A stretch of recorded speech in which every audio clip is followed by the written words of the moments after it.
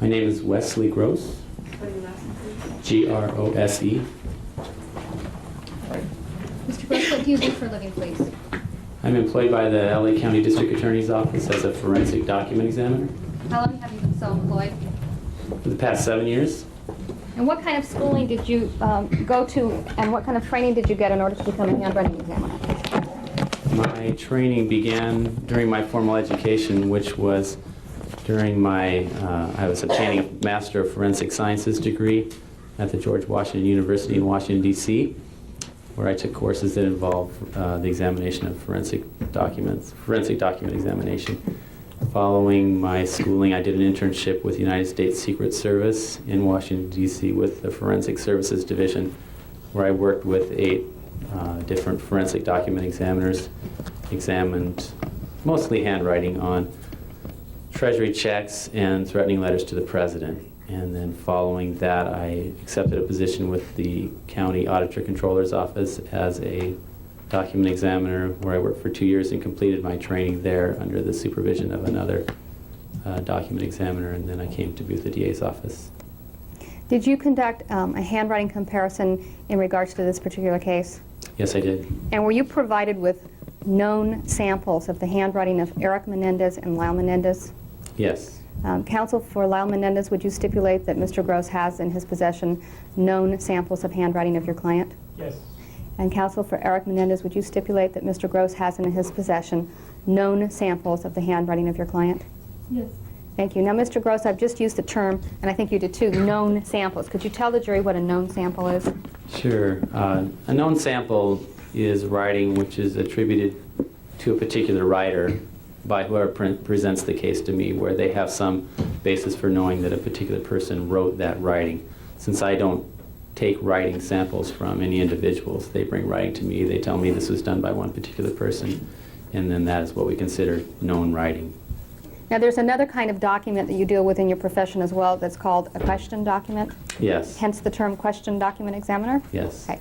A question document, then, could you tell us what that is? Sure. A question document is any document which comes into question, usually in the legal process and in the type of work I do, specifically in criminal cases, where there comes to be a question as to whether or not the writing on a document or typewriting or printing was done by a particular person, or is it a counterfeit document or something like that. So any time there's questions about a document, then it's titled a question document. And were you submitted a question document in this case as well as the known samples? Yes. Your Honor, may I approach, please? Yes. I have one more known sample. It's been marked as Exhibit 51. I'm going to show it to you now and ask you if you recognize having reviewed it in your analysis.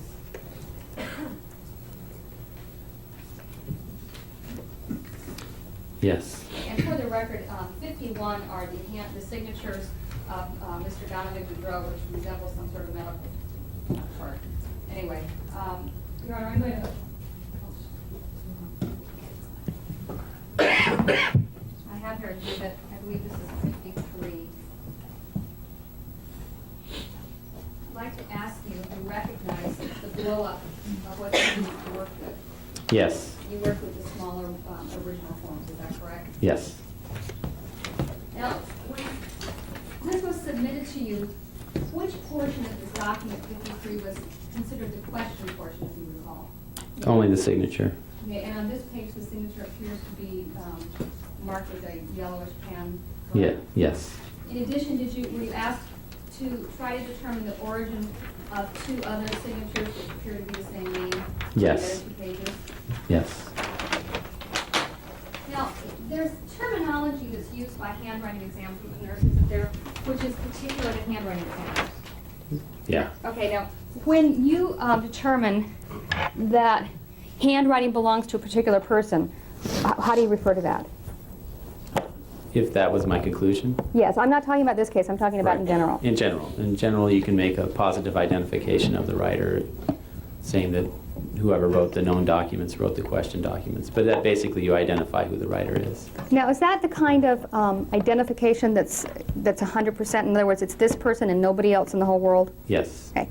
And what are the degrees of certainty that you have in your profession? It depends on the examiner, but in general, the accepted terminology would range anywhere from a totally inconclusive, where you can make no determination, all the way up to say that positively somebody wrote it or positively someone did not write it. And then there's about usually 2 or 3 steps in between there of certainty. Okay. And so you can also eliminate people as having written things too, is that correct? Yes. Right. Now, in this particular example, having the known handwriting of Donovan Goudreau, Erik Menendez, and Lyle Menendez, were you able to determine who actually made the signature which is depicted on the 3 signatures on 53? Are you asking me, was I positively able to determine that? Right. No, I was not. Okay. And why weren't you able to? Because in this signature in particular, it appeared to be a simulation of a true signature, and usually when a simulation is involved, it's very difficult and usually impossible to determine the author. Okay, now, what is a simulation? Simulation is where somebody, well, there's actually a couple kinds of simulation. You have a simulation where someone knows what the signature looks like, and they're trying to simulate it, make it appear that it is a true signature. And you also have some, that comes into 2 categories. One where you're actually copying it. You have a signature, true signature right in front of you, and you try and copy it as close as you can. Then you have a type where you're doing it from your memory, and you're trying to remember how it was and simulate the writing. And then another type is where you're simulating someone's writing without having any model to go from. You don't even really know how they write. You just simulate a signature. Right. Can you tell from this signature what kind of simulation it is? But it appears that they had a model to go from, How can you say that? based on having seen the true signatures of Donovan Goudreau. All right. There was an attempt to make it look like the true signature of Donovan Goudreau. Now, were you able to, I take it you were not able to make this 100%, correct? Correct. Okay. Now, when you, as an expert, come into court and say, I'm making this 100%, you're excluding everybody in the world, is that correct? Yes. All right. But if you had to choose between the signature of Donovan Goudreau, Erik Menendez, or Lyle Menendez, do you have an opinion as to which handwriting most probably made the signature on the form? Yes. And is most probably something you're comfortable with, or would you rather use different terminology? No, most probably is fine. All right. And what was your opinion? Most probably was Erik.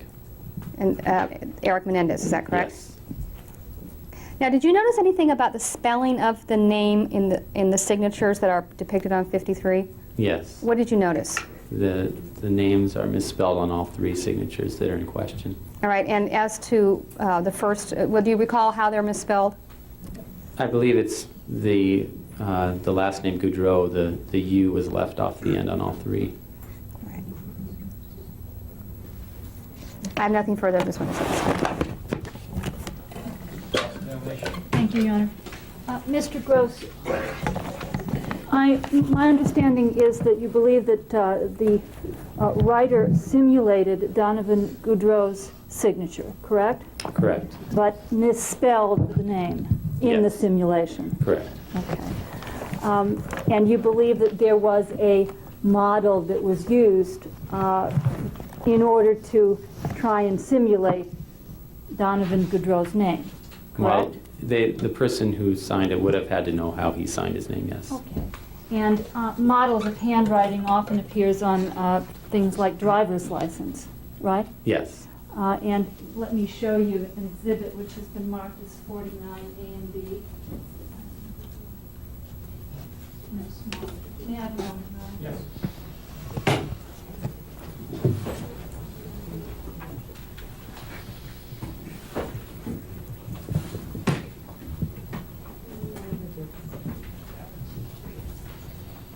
May I approach, Your Honor? Thank you.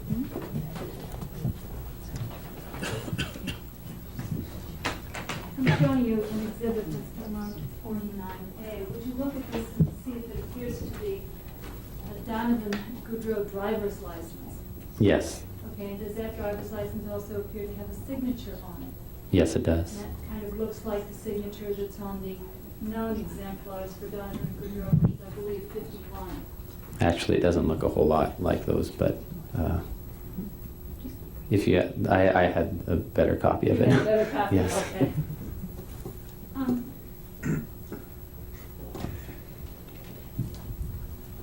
Mr. Gross, would additional handwriting exemplars from either Erik or Lyle Menendez have aided you in making your determination? No. Why? I had an extensive amount of writing to work with, so I didn't need any additional writing. All right, thank you very much. And on behalf of Lyle Menendez. Yes. Mr. Gross, when did you make your examination of the question documents? I made it, I believe it was in July of last year. And before you made your examination, did another handwriting expert examine the documents? I believe so, I was told so. And was that Mr. Glenn Owens of the California Department of Justice? That's what I was told, I'd yes. object to any further questions as being here, so Your Honor. Let me lay a foundation if I could. All right. Did you have available and doing, either before or at the time of your examination, the report by Mr. Owens? No, sir. You never saw it at No. any point in time? I don't recall ever seeing it. During your direct examination, you mentioned "they." Do you remember that? Something about they used a model. Oh, they, if that sounds plural, is that what you mean? Well, my question is there any indication on the question documents that more than one person was writing on the document? No. Were there indications, based on your examination, that Lyle Menendez did not write the question document?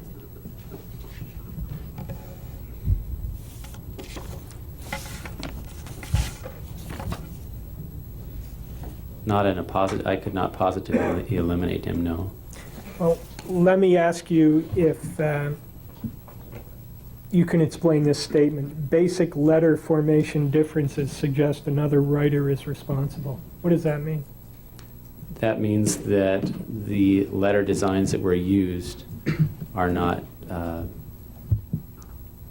the way that writer would form those letters. And were there basic letter formation differences between the question documents on the one hand and Lyle Menendez's known writing on the other? Yes. That's all I have. Thank you. Mr. Wickton, what do you do for a living, please? I'm a computer consultant. And what does a computer consultant do?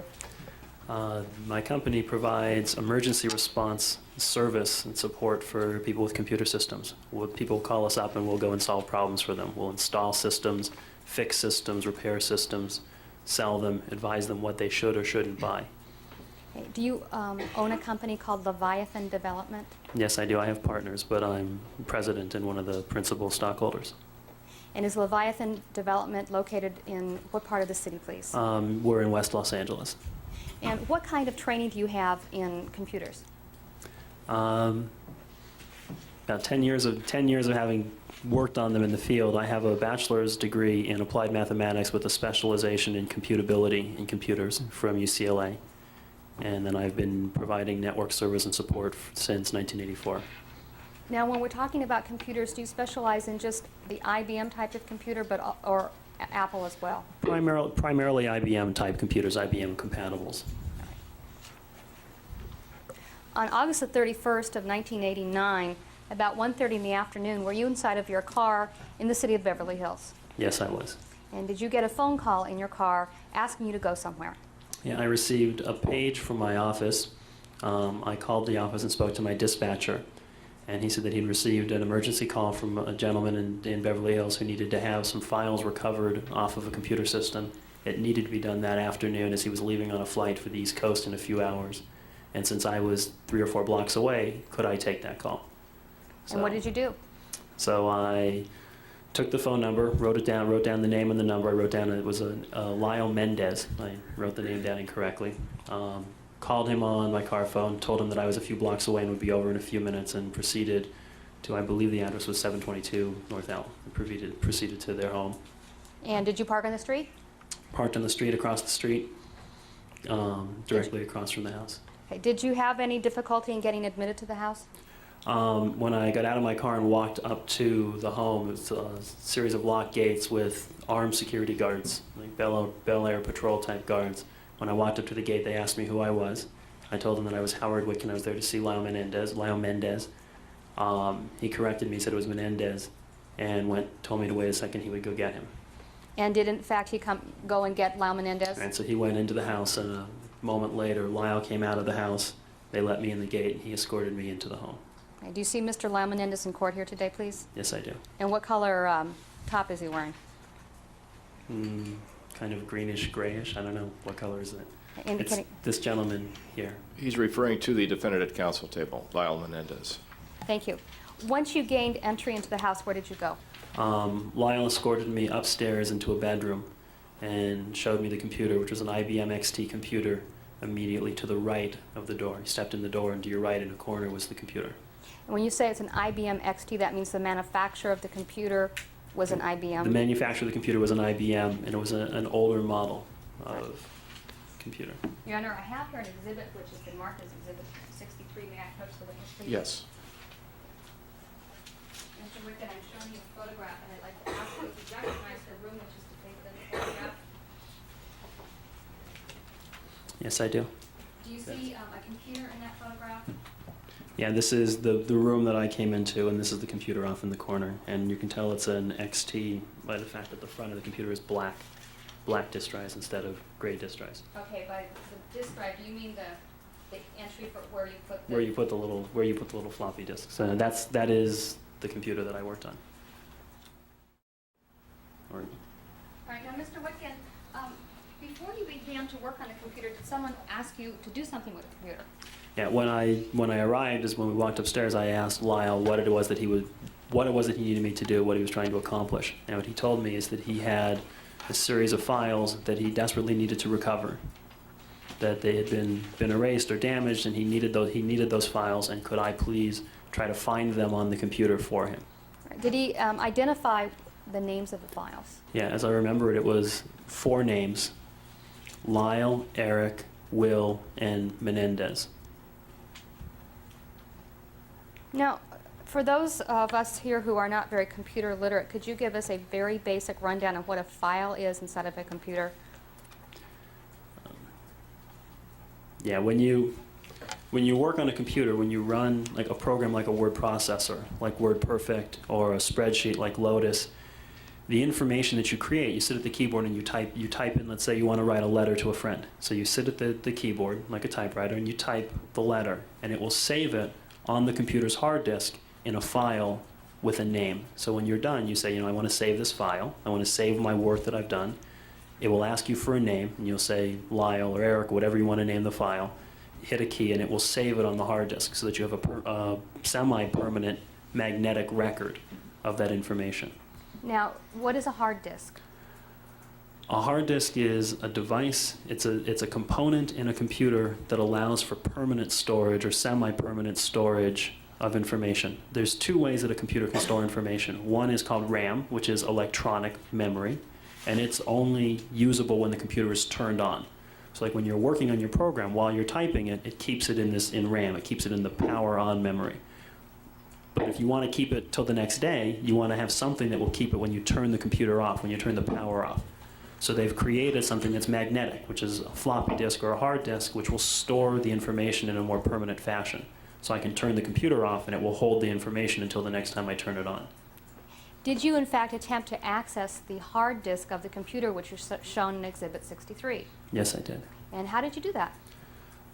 Once he gave me the names of the files that he wanted to find, the first thing I did is I sat down and I typed a directory. The way a computer stores information on a hard disk is it keeps a list of files. As if you were keeping a file drawer, you would have each file folder and you'd write the name of a file and store it. So what I did is I sat down at the computer and first looked. The simplest way was just to look and see the names of every file on the hard disk. And there's a little software program you can run that will show you every single file anywhere on the hard disk and show you the name of the file. Because the simplest way people lose files is they just misplace them. They move them to a different list, they put it in the wrong drawer, so to speak. So the first thing I did was look to see whether the file existed. All right, now you said something about you had a program to look to see what was on the hard disk. Is that correct? Yeah, the first tool I believe I used was Xtree. First I used just the standard DOS, the standard operating system. Now, All right, okay, back up. you're starting to talk computerese, all right?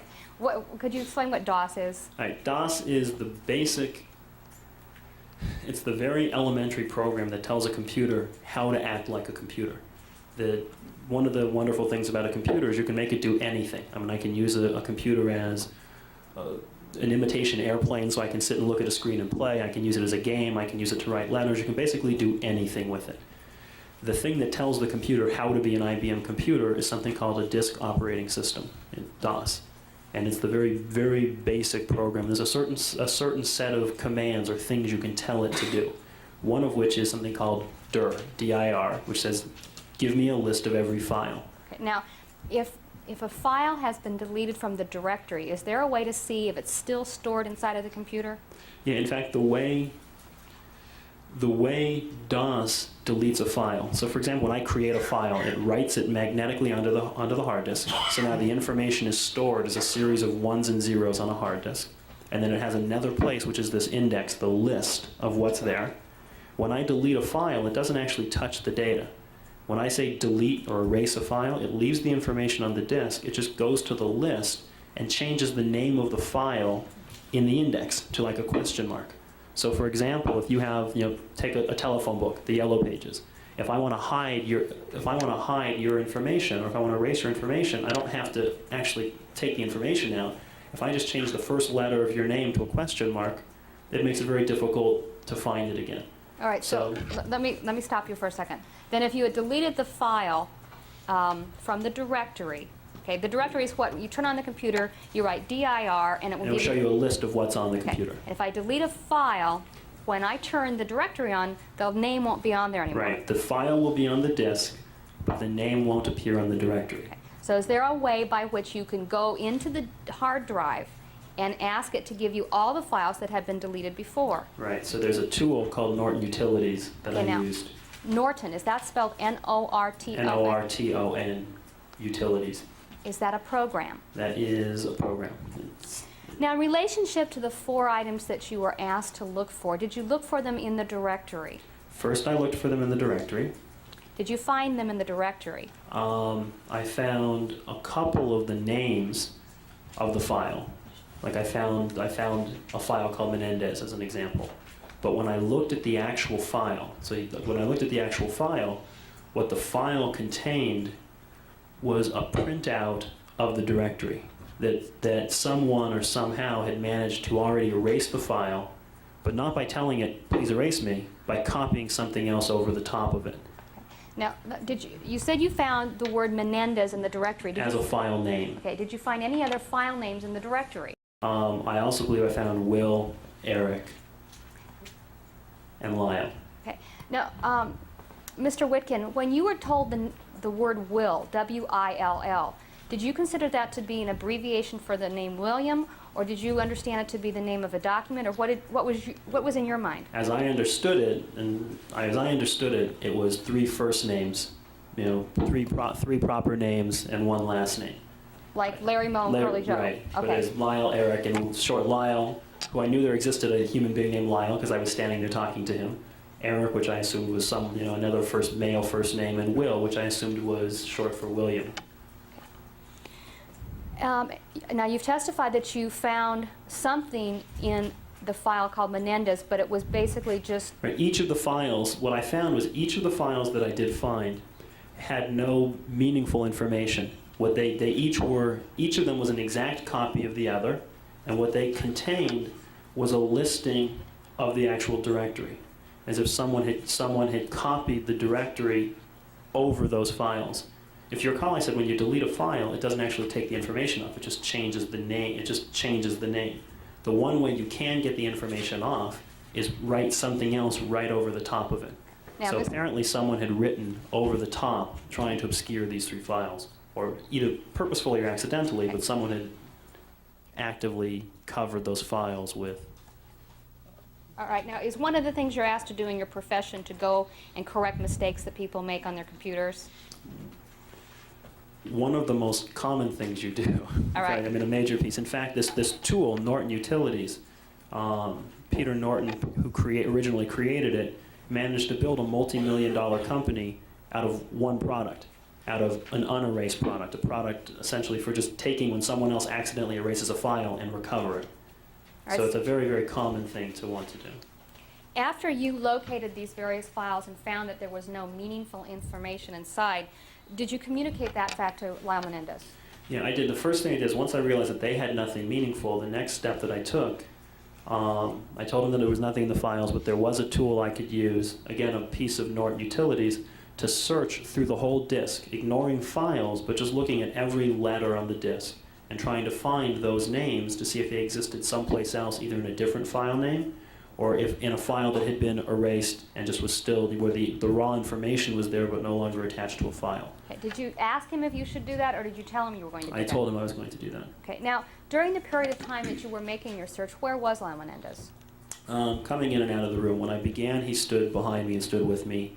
He left the room, came back in several times. A couple of times he was in the room with me, made a phone call, and walked back and forth. He was arranging a dinner date or a dinner appointment for that afternoon and arranging a flight back to, or discussing a flight back to New Jersey. But he was with me, watching what I was doing, would leave, come back, and watch again what I was doing.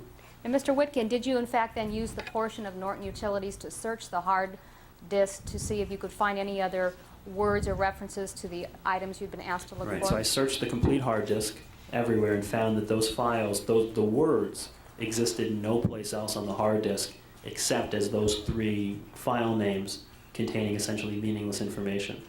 And I told Lyle this, that unfortunately I had failed and was unable to recover any useful or meaningful data for him. What did he reply to you after you told him that? What he told me is that was very good, because in fact he didn't want to recover the information. He wanted to make sure that the information was not in fact there and couldn't be recovered even by someone who was actively trying to recover the information. Now, were you actively trying to recover the information? It's doing my best. And about how much time do you think you spent doing that? 20 minutes to half an hour. All right, after Lyle Menendez told you what you just related to us, what happened then? I told him I'd been unable to recover it, and then he asked, could I erase it to make sure that even if I hadn't been good enough at recovering it, maybe someone else could. Was there a way I could erase the information to guarantee that it could never be recovered? Did he tell you why he wanted that done? He told me that the computer actually contained personal financial information, that they were selling the computer, and the information on the machine was confidential. They did not want it released or anyone else seeing it, which again is a common thing to do.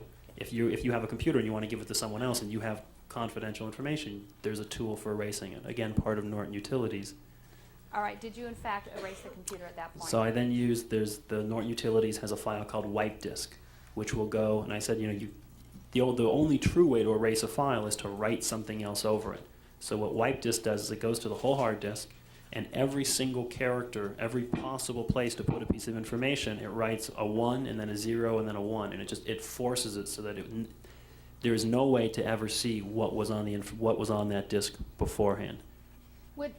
So Norton Utilities uses a method of doing 1, 0? What it does is information on a computer is stored as either a 1 or a 0, either an on switch or an off switch. So the way you can erase something is you write something else over it. Is it common in the field of people who understand computers that if you saw a computer that had 1s and 0s all through it, that you would think the Norton Utilities wipe disk had been used? You can generally tell when you search. If you go and search if you look at the disk outside of the files, the pieces of the disk that should be random information, because until you write a file, it's random what's out there. So if you looked at the places that should be random and saw that they were all 1s or all 0s, it's clear that someone had been there and used this wipe disk tool. Now, I believe that when you were explaining your basic course on computers to us, you referred to floppy disks, is that correct? Right. Did you see any floppy disks there when you Yeah, were there was on the desk, there were several other boxes of floppy disks, and in fact the next question that I was asked was, first I was asked, could you recover? When I said it was impossible to recover, I was asked, can you make sure that it's really impossible to recover? When I did that, the next question that I was asked is, can you make it look as if you were never here? Can you restore the files so that it would not be clear to someone that the disk had been erased? And who said that to you? Lyle asked me to do that. He asked me, Yeah. could you erase it? Could you make it look as if no one had erased anything on here? During the period of time that you were working in the bedroom on the computer, aside from Lyle Menendez, did anyone else ever come in the room? No. Were you able to make it look like you were never there? Apparently not perfectly. But what I did is I took the diskettes that contained copies of the original programs that had been on the computer and reloaded those programs, recreated files, so that if you just picked up the computer and looked at the computer, you would see a computer with a series of programs loaded on it and have no reason to suspect that it had ever been formatted or erased or unerased or anything. So the floppy disks that you saw and used were disks of various programs that one uses in running the computer, is that Right, correct? they were in fact copies of the programs that had been on the computer before I did the wipe disk. Because once you do the wipe disk, it not only erases files, it erases every program, erases everything off of the hard disk. So I put those programs back on the hard disk. So for instance, if I had Windows inside of my computer and you did the wipe disk and wiped out the computer, then I'd have to reinstall Windows, is Right. that correct? Right. How long were you there? Do you remember? Again, about 20 minutes to half an hour. The entire time? Yeah, it's not a very lengthy process. At some point, did you write a receipt for your services, sir? I did. Your Honor, I have here an original receipt and also a blow-up copy of it. May that be marked as, you want me to mark them as 64 and 64 duplicate? Add the original and also a blow-up. You have one blow-up and one original, is that it? Yes, Your Honor. All right, well, no, make the original 64 and a blow-up 65. Thank you, Your Honor.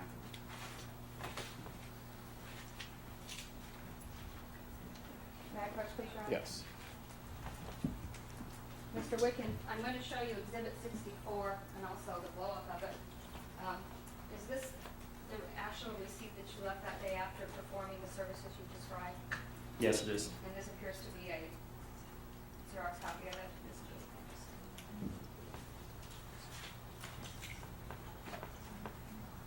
Now, the receipt indicates the date of the 31st of August of 1989. Yes, it does. And was that, in fact, the date that you were at the home? Yes, it was. And do you remember where it was you left the receipt when you left the house that day? If you look at the picture, just in front of the computer is a television set with, I believe, a VCR on it. I left it on top of that TV and VCR. Were you paid for your services that day? Yes, Lyle wrote me a check. And was that done in your presence? It was done in my presence. He wrote it to cash in the amount of $150. Your Honor, I have here a check. Yeah, when we deposited the check, it came back from our bank as undepositable with a stamp on it that says refer to maker. And after it came back to you, did you save it? We did. And did you give it to the police sometime? Yeah, I believe it was the 11th of December when I spoke to the police and gave them my original statement. I also gave them this check. So on December the 11th of 1989, you had an interview with the police, is that correct? Yes. And at that time, did you identify the check that you've just shown us as Exhibit 66? Yes, I did. And did you give them a statement about your activities on August the 31st of 1989? Yes, I did. Now, when you spoke to the police, did you review a copy of the police report before testifying today? Yeah, I did. Okay. When you spoke to the police, I believe you indicated that Lyle Menendez asked you to look for 3 files, which were Menendez, Erik, and Will. Right. And I believe your testimony here and in front of the grand jury was that you were asked about 4 files. Right. Okay. What is your best recollection as to what you were asked by Lyle Menendez? Was it 3 or 4 items? 4 files. I apologize, I was a little scared the first time through. When you say, when were you scared? When I spoke to the police and also when I How about, were you nervous in front of the grand jury? definitely nervous in front of the grand jury. All right. Also nervous now, but All right, well. One final question. Does your business, Leviathan Development, advertise in the Yellow Pages? yes, it does. Okay, thank you. I have nothing further of this witness at this time. All right, cross-examination. Mr. Wicken, this was about 1:30 in the afternoon when you received this call on August 31st, is that right? Yes, sir. And I think you told us that you actually had a telephone call with Lyle Menendez before you arrived at the house, is that right? Yes, sir. And what was the telephone conversation you had with him at that time? Roughly along the lines of, hello, this is Howard Witkin, I'm with Leviathan Development, you called my office for a service call, do you still need that? Exactly where do you need me to go? And I should be there in a few minutes, I'm just a few blocks from you. All right, and at that time, Lyle Menendez told you that he wanted you to retrieve some information from his computer, Yes, sir. and he wanted you to do it immediately. Isn't that what he told you? Yes, sir. He didn't use the words desperately as you testified in cross-examination, did he? Word for word, I don't recall. It's been All right. 4 years, but my general impression was it was an emergency. It needed to happen then, that day, that we had a couple of hours before he was leaving Los Angeles. But I'm sure the word desperate wasn't spoken, and I don't remember the exact word for word conversation. By the way, you reviewed, I think you said, your grand jury testimony before you testified here today, right? Yes, sir. And you reviewed a police report that contained an interview that you had with the Beverly Hills Police Department in December of 1989? Yes, sir. And did you remember when you were reading the part of your grand jury testimony that at one point during the grand jury proceedings you were asked what you did for a living, and your answer was, at page 84, "We are an emergency response troubleshooting firm, so people would call us with any computer-related problems. Unfortunately, one of the most common is, quote, I have erased something, I have lost it, help, I desperately need this," end quote. Do you remember giving that testimony? Something to that effect, All right, yes, so sir. that's probably where this word desperately came from. You were describing in general the state of people that call you up and desperately want you to come over and retrieve something from a computer. Possibly, yes. All right, now, after you had the telephone conversation, or even before it, I think your impression was that the name of the person you were dealing with was Lyle Menendez, Right, correct? as I actually wrote it down on my little notes that I was keeping, I wrote it down as Mendez.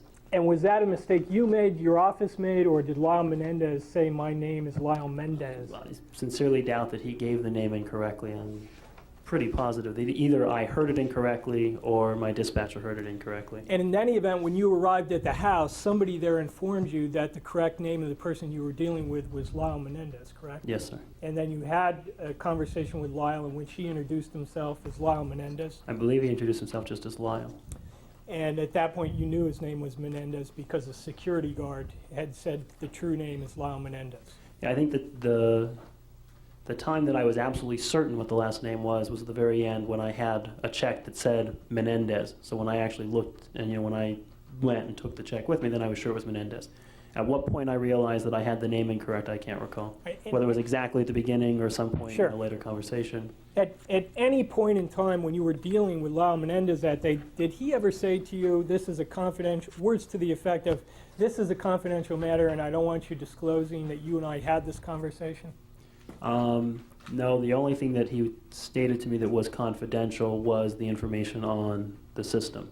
As the reason why As you the would reason like... why he wanted the information eliminated. And when you say the information, you mean everything that was on there that you had retrieved, correct?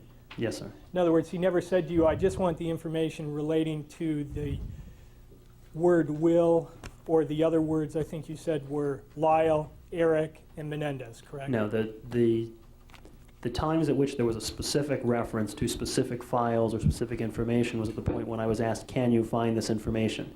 When we got to the point of, can you eliminate, it's this, the information on this computer is confidential, we're getting rid of the computer, please make sure that that confidential information is eliminated. And that made perfect sense to you in terms of what you do for a living? Absolutely. What people ask you to do? Absolutely.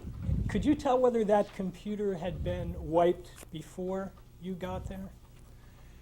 It had not been wiped, meaning no one had used something like wipe file that eliminates everything on the disk. But the 3 files that I was looking for, the information that they had, the 3 files or 4 files that I was looking for, the information that they possessed, which was essentially a directory listing, would have been very difficult. It's not reasonable that I would have found exact same copies of the same information in all 4 of those files that was time-stamped, 1 minute apart, unless someone had consciously copied that information over those files. So the whole disk had not been consciously erased, but it was my impression that someone, whether purposefully or accidentally, had made a conscious effort and copied information over those files. How old was that computer?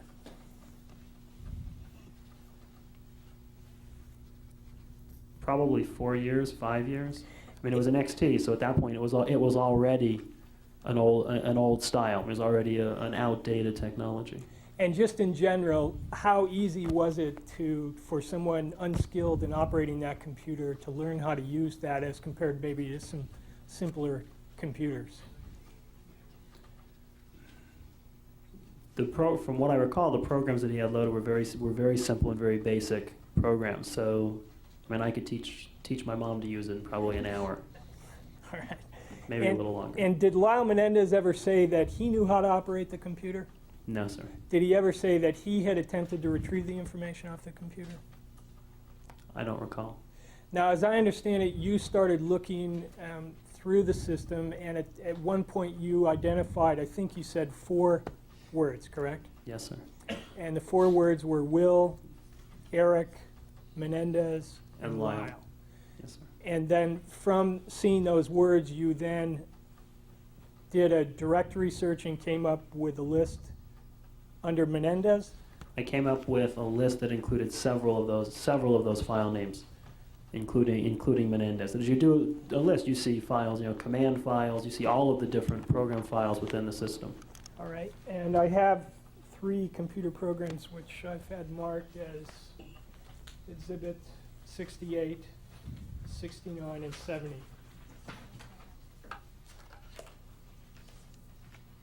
'68 is actually a printout, isn't it? Yeah. And at the top of the printout, it shows the words C/print Menendez, correct? Yes. And just looking down the program here, or the printout, can you tell what's being done by the person who's operating? Yeah. Whoever is attempting to use this, if you notice, as it's printing each line, it's printing the DOS print. It's printing everything as it would appear on the screen. Generally, when you type on a computer, it doesn't print out each thing that displays on the screen. So one way to get it to do that is there's a key that says print screen that you can hit and then force it to print everything as you do. What it looks like is it is someone who doesn't understand how the machine works, making their best effort to try to print these files. So the first thing is they probably hit the control print screen, which didn't work, which then put it in print mode, and then they're trying to print file after file. And does it indicate the files that are sought to be printed are, first of all, Menendez? Yeah, this doesn't imply anything about what's actually there, but it says someone's trying to print a file called Menendez, but the syntax is wrong. The way they're doing it is incorrect. They have some knowledge because they're actually using real DOS commands. They're just using them improperly. Another print command, another find command looking for Menendez, another one looking for something called Will, something trying to find Will. Again, all improper commands. All improperly executed, but it's close. And is that basically what you were doing when you were there that No, day, sir. in terms of calling up the words Menendez and Will after you found those listed in the directory? Similar, but with the commands done correctly. Right. And looking at exhibit number 69, I wonder if you could tell us what that is. This looks like an actual directory listing.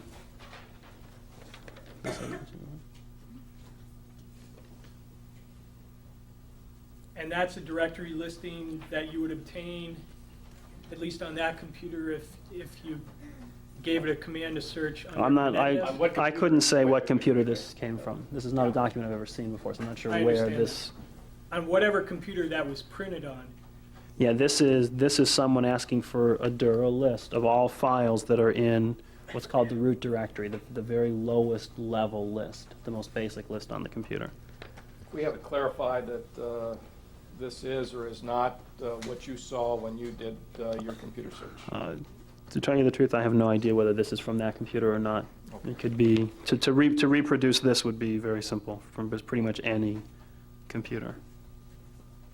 Any computer that had those files? That had these specific files. And that printout was made using the... This looks like it was just made just by doing a dir, but someone who had already done a control print screen. And what is this line meaning? Volume in drive C is, and then in capital letters, Menendez. You have the ability on any PC to type in a command called label, which will allow you to assign that PC a name.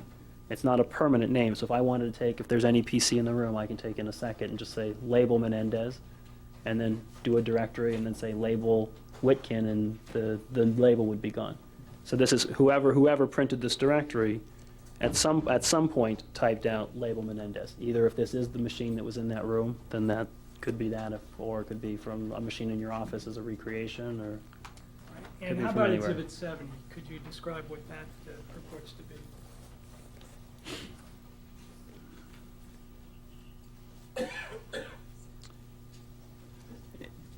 it looks like a directory listing of a subdirectory called, no, it looks to be a subdirectory listing, but if you look again, the command, what appears to be the command that's creating it is not a command that could create it. So this is a printout from some sort of file, but it's a list of half a dozen files, including one called Will, one called Menendez, and one called List. And this strikes me as similar, when I had said before that each of the three files contained garbage, contained no meaningful information. This is similar to what would have been in each of those files. This is similar to what I saw, where what the file contained was actually a 4 or 5 file listing of a directory. All right, and that is Exhibit 70 is similar to what you would have seen. Similar. I couldn't identify if that's exactly the file. And again, I'm not sure what this is from, and it's, what this printout came from or where. Now, under the word will, in Exhibit number 70, there is a number which says 59, and then next to that number there is what appears to be a date, Right. 1/13/87, and what appears to be a time, maybe 4:58 A. Could you explain to the jury what that information means? Yeah, the way an XT computer works, these are the early computer, is it has the ability to track a time and a date. But as a general rule, it tracks that time and date from whatever time you turn it on, starting with February 1st, 1980, 12 a.m. So if I took an XT right now, turned it off and turned it on, and asked it what time it was, it would tell me it's 12 a.m., February 1st, 1980. And they all start from there. The way you get a different date is you type the word date, hit return, and it'll ask you, what date do you want me to think it is? And you tell it what date you want, and then you tell it what time you want, and then it will hold that date and time. Newer computers, the AT and after that, have a battery. So you create the time when you set up the computer originally, and then generally it keeps track of the time from that date on a going forward basis. And can you tell from looking at that printout when the file will was created, at least the one on that printout? It purports to have been created the 13th of January, 1987, but there's no way to know that for sure. Because basically you can take and create this file. I mean, I can create and time and date stamp it any day or any time. Because this machine, when you turn it on, you have to type in the date and the time to it. There's no way really to know whether this is an accurate or an inaccurate date stamp. As a general rule, time and date stamps on XTs are not considered to be reliable. On an AT or a 386 or a 486, where it has an ongoing clock calendar that it tracks, you can generally consider those to be reliable. And how about the number 59? What does that mean? In reference to that file called will? What that tracks is the number of bytes, the number of letters in the file. If perchance this were an actual directory or the actual content of those files, what you note on it, this is similar to what I recall, is that all three files were the same exact size, which this shows 59. They were all, fairly trivial size. They all contained the exact same contents, which was a 4 or 5 file name listing. But also, if you notice on this, regardless of the date, they're time-stamped 1 minute after the other. Which means if it had happened accidentally, if the machine, like the hard disk, had crashed and miscopied files or mislinked a file, you would not find each of the files to be the same size and time-stamped 1 minute after the other, which kind of implies that whoever created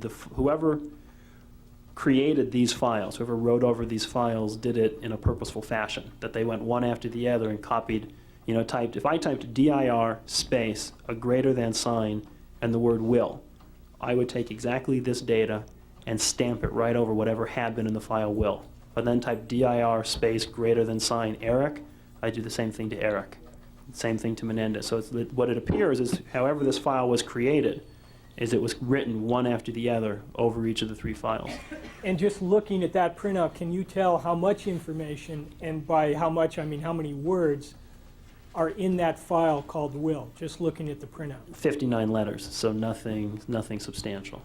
I mean, 59 letters, you figure 8 letters a word, so you're looking at 8, 10, 8 words, 10 words. So in terms of a will, have you seen It's- many wills with No, 59 letters in it? no. I mean, definitely if the file itself were a will, it was no longer on that machine when I sat down to look at it. By the way, in your business, have you been called upon to call up a lot of wills on computers? Not that I ever recall. Have you ever heard of a will on a computer? Absolutely. You have. Yeah. I haven't played with it, but in fact, it's no longer, but what used to be one of the best-selling personal programs was a program that I believe was called Willmaker, which was designed specifically to allow a person to create a will on his own.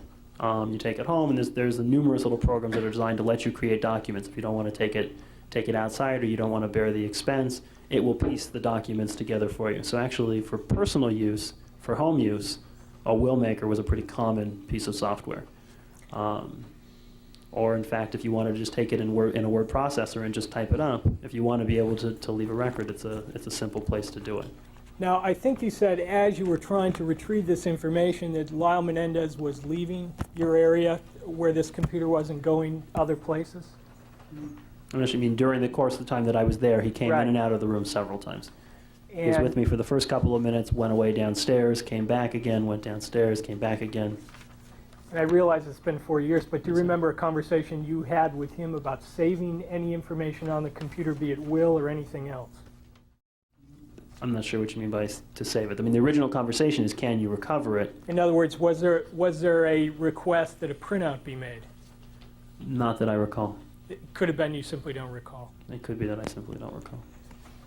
Now, I know that none of these, like I could be pretty positive that none of these printouts, possibly with the exception of the one that contains the file content, were while I was there. and the one you just picked up is what, Exhibit 7? That is Exhibit 70. But I know 68 isn't, only because I know how those commands work. So I know that that wasn't my work, because I know how those commands work. The other I don't recognize and don't believe it was actually a printout from before I touched it, only because these other subdirectories, for example, the one with the wills in it, don't appear in this listing. So these two are not consistent, as if they didn't come from the same machine at the same time. But 70 may have 70 is been there. possible that this may have been a printout of the contents of that file. I don't recall having printed it, but there's certainly the possibility that I did so. Now, in terms of what happened after you told Lyle Menendez that you couldn't retrieve any of the information, he said to you at that point that that was good because what he really would like to do is, since they were selling the computer, he wanted to have all the information on the machine erased. Isn't that one of the things he said? He wanted to, not necessarily all of the information, meaning like I'm sure he wouldn't mind if the programs themselves had, but apparently what he asked is there was information on the machine that was confidential, private, personal financial information that he did not want in anyone else's hands, and could I make sure that that information would not be recoverable? The best way that I know how to do that is to make sure that nothing exists on the disk. And if you want to make sure that if you're an investor and you want to make sure that your investment information or certain inside trader information or confidential information is gone, what you want to do is erase it all. And you then use this Norton wipe disk to and wiped it clean. wipe it out. Yes, sir. And in terms of someone coming in behind you, a competent computer expert, would that expert be able to tell immediately, or at least after a couple of minutes of examination, whether the wipe disk had been used?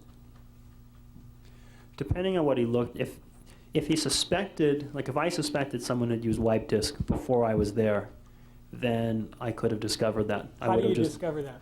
I would have looked at a sector of the disk that did not contain any files and looked to see whether it was random ones and zeros, or whether it was all ones or all zeros, and just kind of look or see if there were bits of data.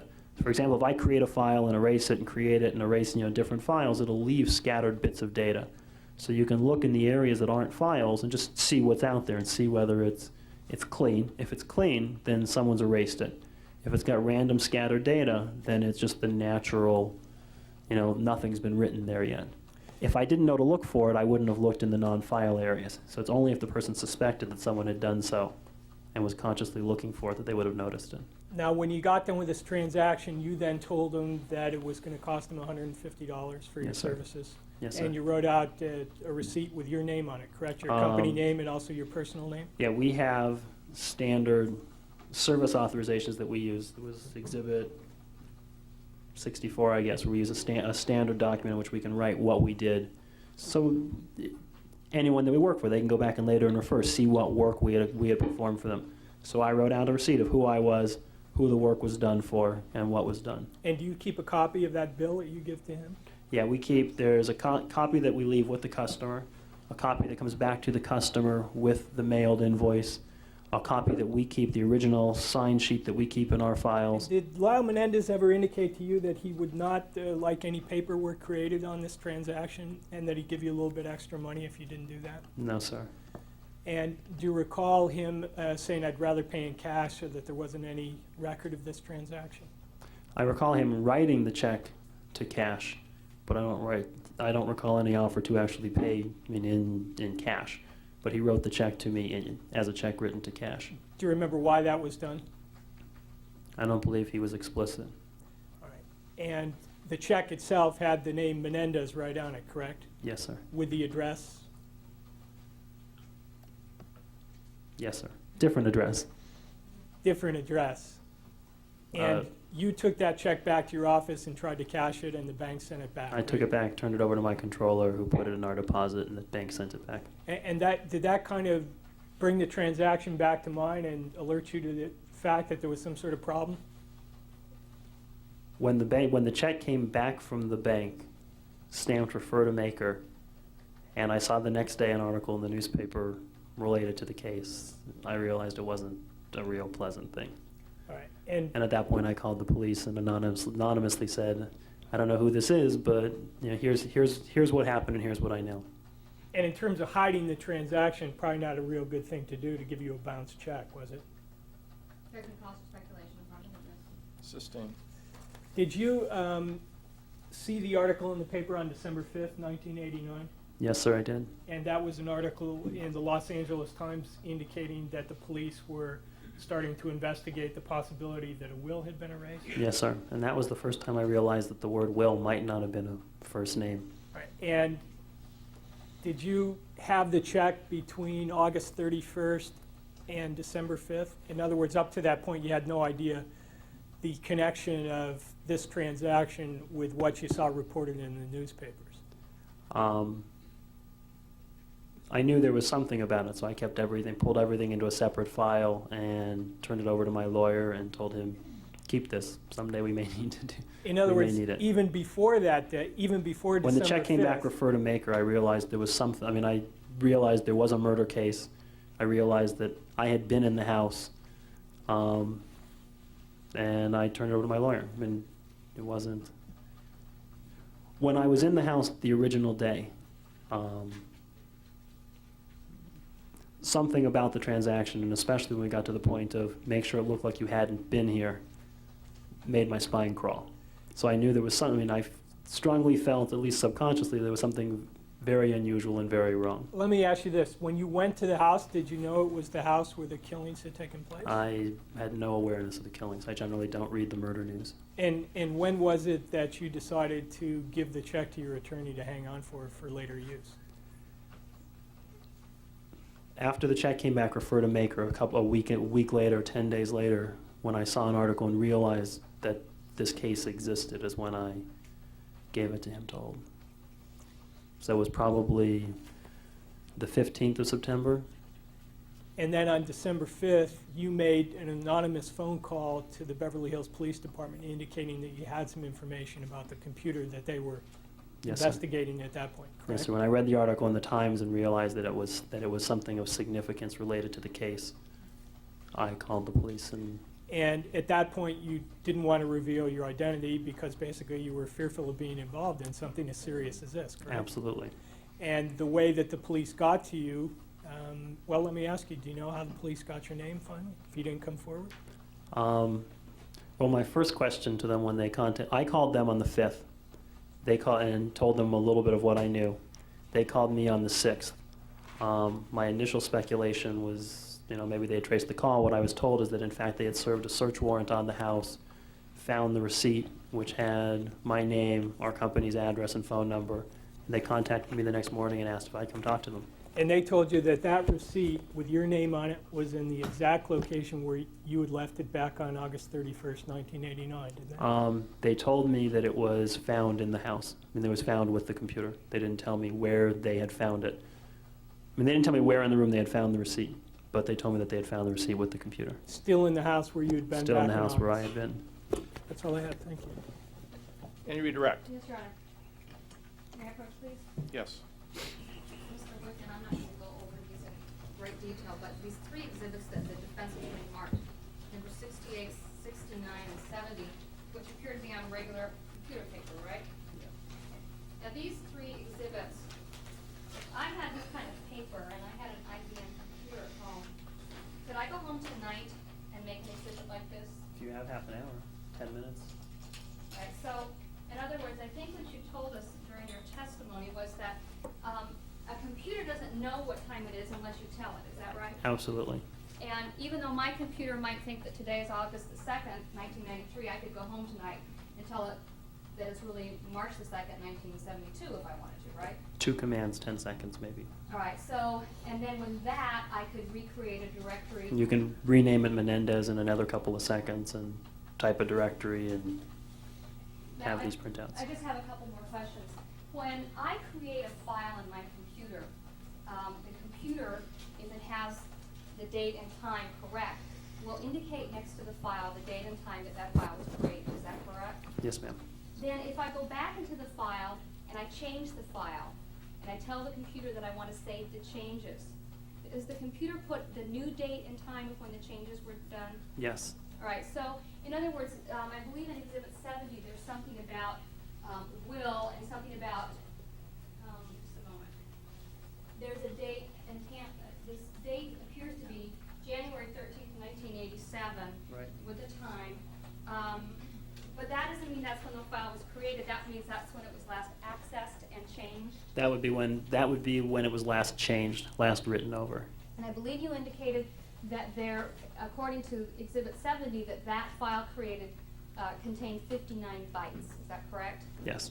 And byte is computer terminology for... One letter. One letter, all right. If in fact the file was changed and previously it had contained 20,000 bytes and it had been changed to just 59 bytes, would the fact that there previously had been 20,000 bytes be reflected once you changed it to 59? No. Thank you. I have nothing further. No, Your Honor. Just to clarify, you referred to timestamps on the 4 files that you saw on your computer. When Yes. you looked at the computer screen, is that right? Yes. Yes, sir. Do you recall what the timestamps were, what the No, dates sir. were? No, sir, I do not. You have Sorry. no recollection whatsoever?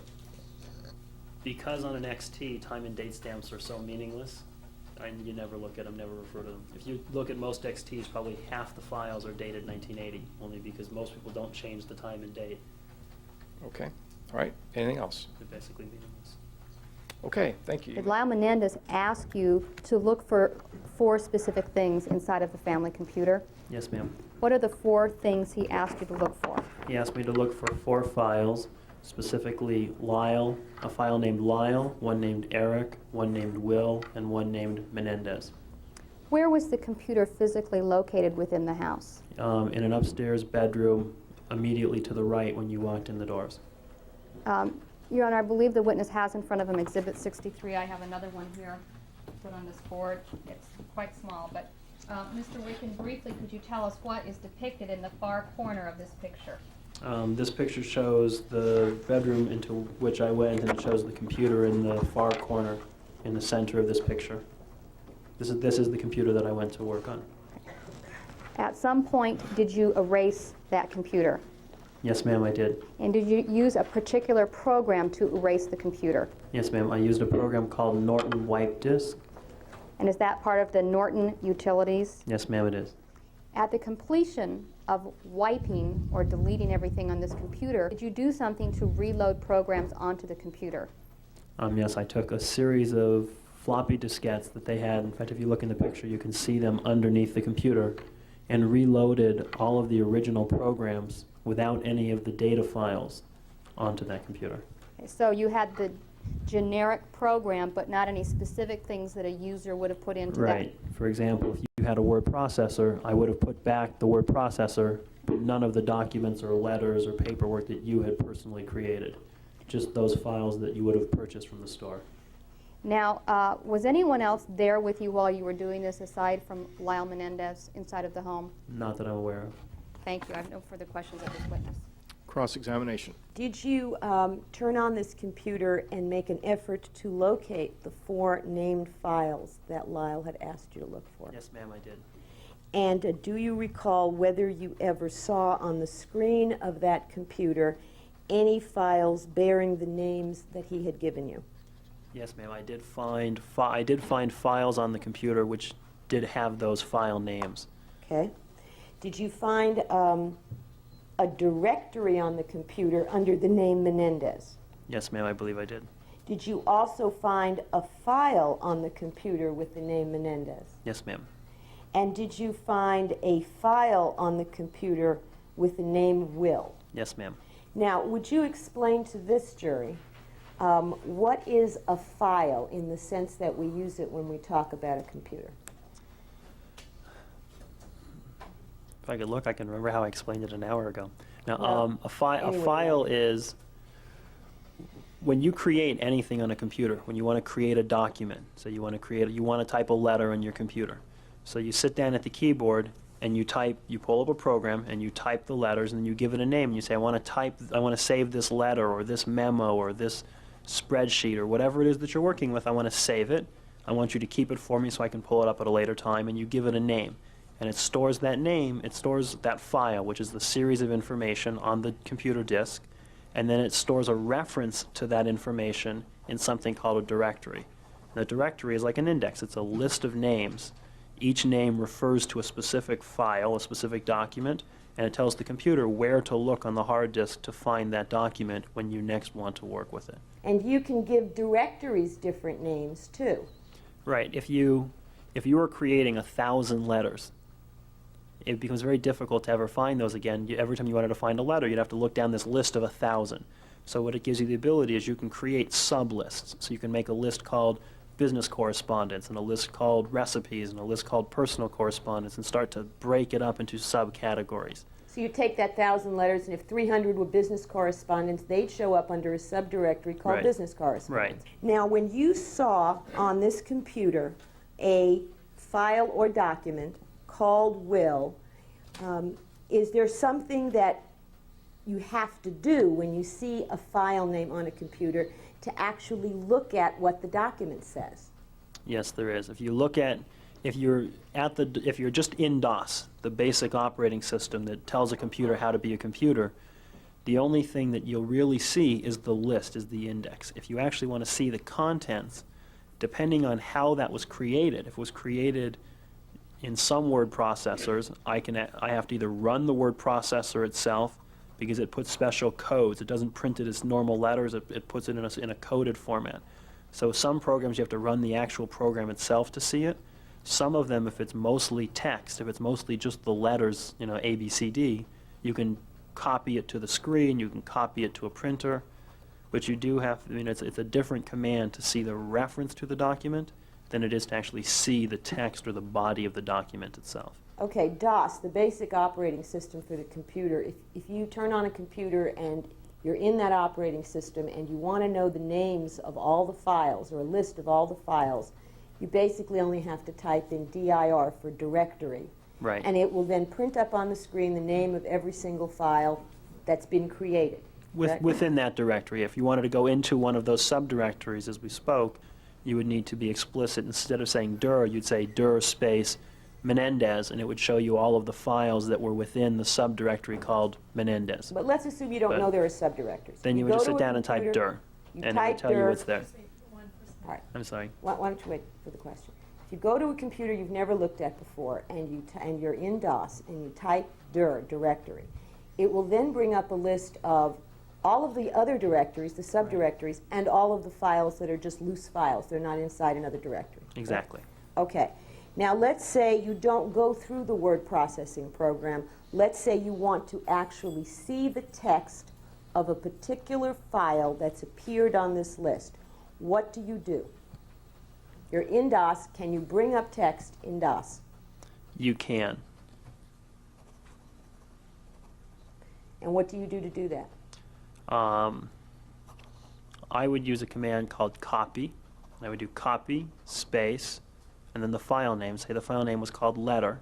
If I wanted to see it on the screen, I would type COPY space LETTER space CON and a colon, which says copy the contents of the file letter to my console, which is my screen. Which and it means, would display it onto, it would take and display it on the screen. okay, so let's say that now you're at the Menendez computer and you want to see the content of this file that you've seen that has the name Will. And you do what you just described. Copy blank Will, colon. Right. Okay? And then you would expect that what would come up on the screen is whatever is in that file, whatever that document called Will is, correct? Depending on the word processor, yes. Okay. Certain word processors embed certain codes so that it doesn't just have the text, it has codes, and those codes may prevent it from being possible to just view on the screen this way. But could get an approximation of the file in this fashion. Did you try that in order to read that file called Will? Did you try to read that file called Will? Yes, I used a different kind of editor, not a DOS editor. I used one that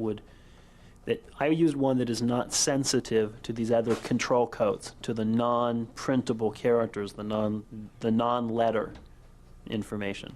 Okay, let me just So ask a question about that. Word processing programs have a series of codes that look like complete hieroglyphics Right. to the human eye. And every document created in one of these word processing programs has these hidden codes. Right. You don't see them on the screen, but they're there. Right, it tells And if you try to read them through DOS, I think what you're saying is sometimes you'll get on the screen those hieroglyphic codes Right. instead of the alphabet typed out information.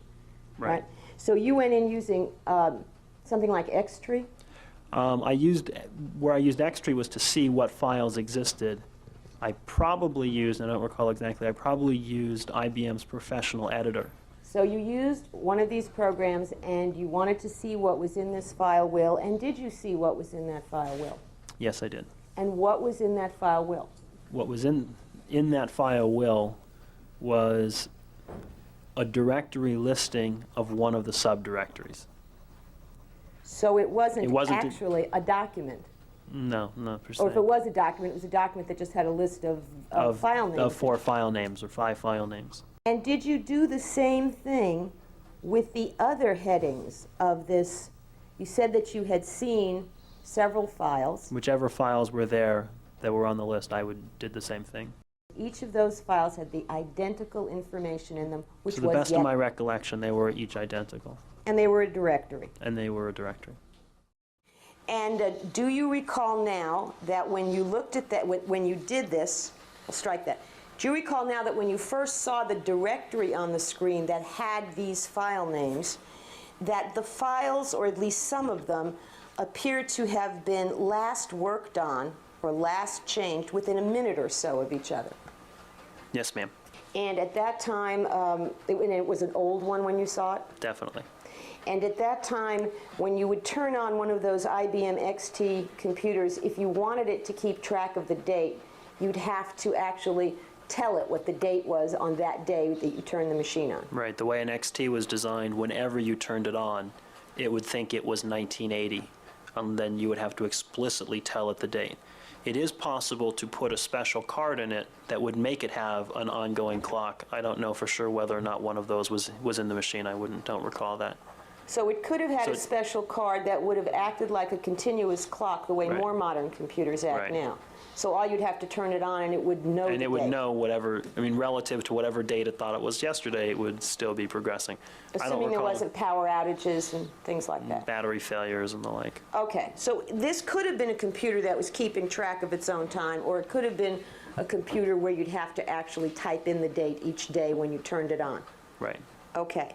Now, do you recall that these files that you found, and you do remember at least one was called Will and one was called Menendez? Yes, ma'am. Do you recall that they appeared to have the same date and a time of just 1 minute apart? Yes, ma'am. And what was the name of the subdirectory? I believe the subdirectory was called Menendez. I don't recall that from the original time. I do recall that from, or it was refreshed from an earlier exhibit that I was presented that seems to have been similar to one of those files. Your Honor, I'm holding an exhibit that's been previously marked 70. May I approach? Yes. Now, you have seen that exhibit before in this courtroom a little while ago. Yes, ma'am. And in looking at Exhibit 70, does Exhibit 70 appear to be similar to what you saw on the screen of the Menendez computer? Similar. You can't say that it's identical to what you saw, is that correct? Right, But you also can't say that it's totally different. right. Was there a printer in the bedroom of this home where this computer was? I don't recall, but I can look at the picture and tell you. Well, But I look at the really picture and don't. see if you can see a printer, but Yeah, to tell you the truth, I really don't remember.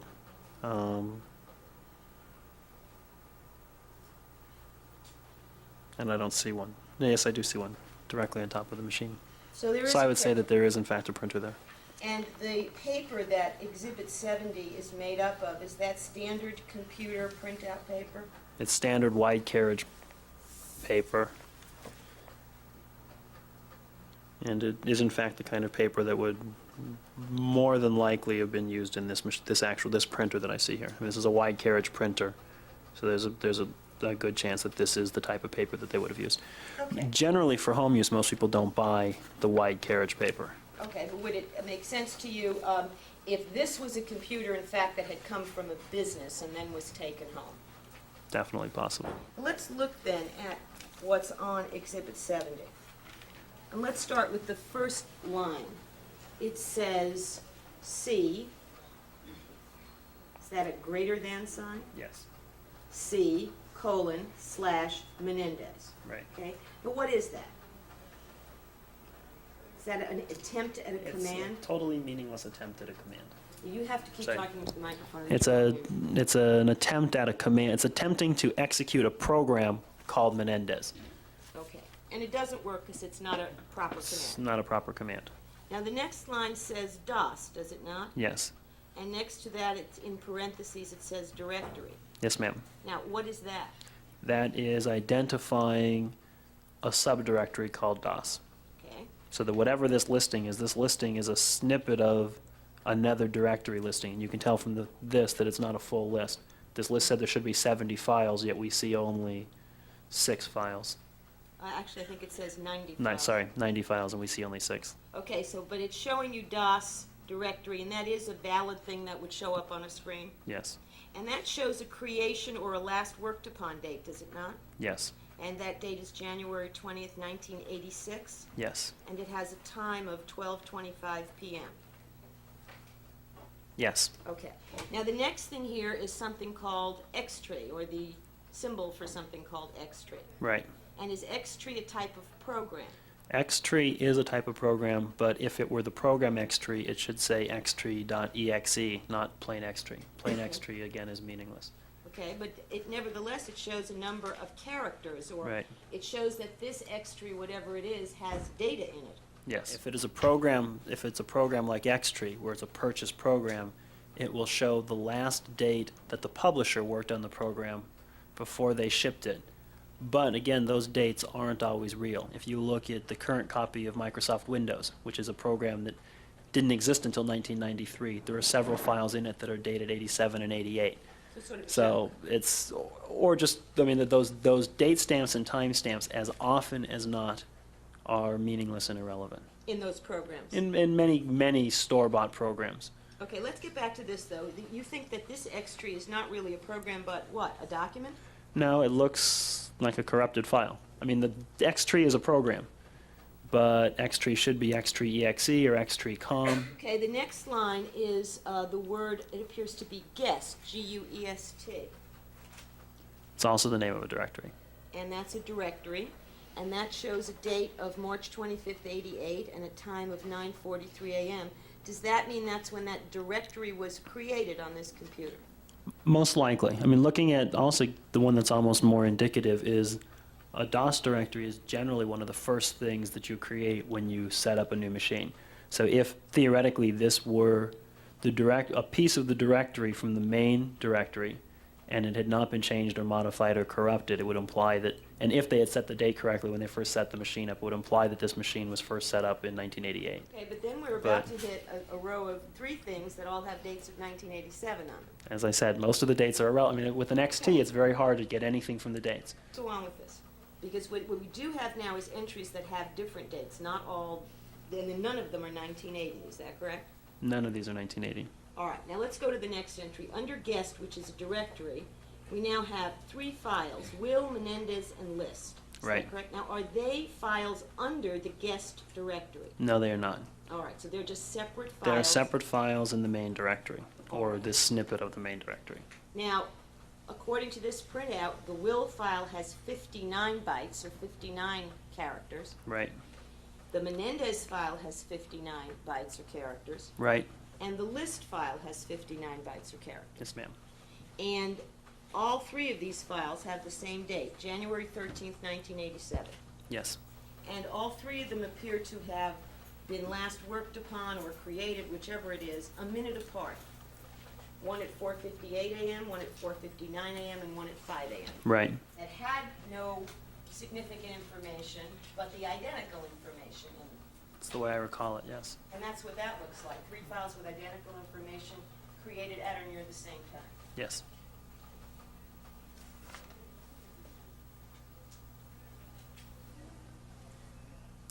Now, 59 bytes, if you translate that, let's assume it's text. If you translate that into words, how many words would 59 bytes be? 7, 8. I mean, if you figure, an average of 8 characters per word, 10 words. Okay. I have nothing further. Any redirect? Yes, Your Honor. May I have yours, please? Yes. Mr. Wicken, you have in front of you an exhibit which is marked as Exhibit 70. Is there any way to tell from looking at this exhibit the date and time that it was actually prepared? No, there's no way to tell. Now, I believe you indicated that certain kinds of computers have built-in clocks, and other types of computers, the older models, you have to tell the computer what time it is. Is that Right. correct? And even those with built-in clocks, you can override the time with one command. You type date and tell it the date, and as far as it's concerned, it will be that date. So I could go home and tell my computer tonight that it's 1972. Right, and in fact, for accounting systems, you'll find people often do that. They will reset their accounting system to a prior quarter or to a prior month so that they can fool the computer into thinking it's one date, so they can go back and enter things in the past, and then reset it to a current date. So it's a very, very simple thing to do. So if I wanted to, I could go home, well, let me ask you this. Could I go home tonight if I had one of these printers that took this kind of paper and actually create this document? Absolutely. How long do you think it would take me? Well, not knowing as much as you do, but how long would it take to create something like that? Your Honor, I'm going to object to how long it would take counsel, since how long it would take counsel is irrelevant. Okay, how long would it take you, Mr. Wicken? 10 minutes, 5 minutes? So you could recreate everything on this by telling the computer different times and dates, and then inputting that into the computer and then printing it out. Right. Now, according to this document 70, there appears to be these 3 files, and they have 59 bytes. Is that correct? Yes, ma'am. To work on a file, if you change the file, it will put a new time and date stamp on the file. Yes, ma'am. I'm going to go stand over here so you look at the jury. Sorry. And you indicated 59 bytes was anywhere from 8 to 10 words.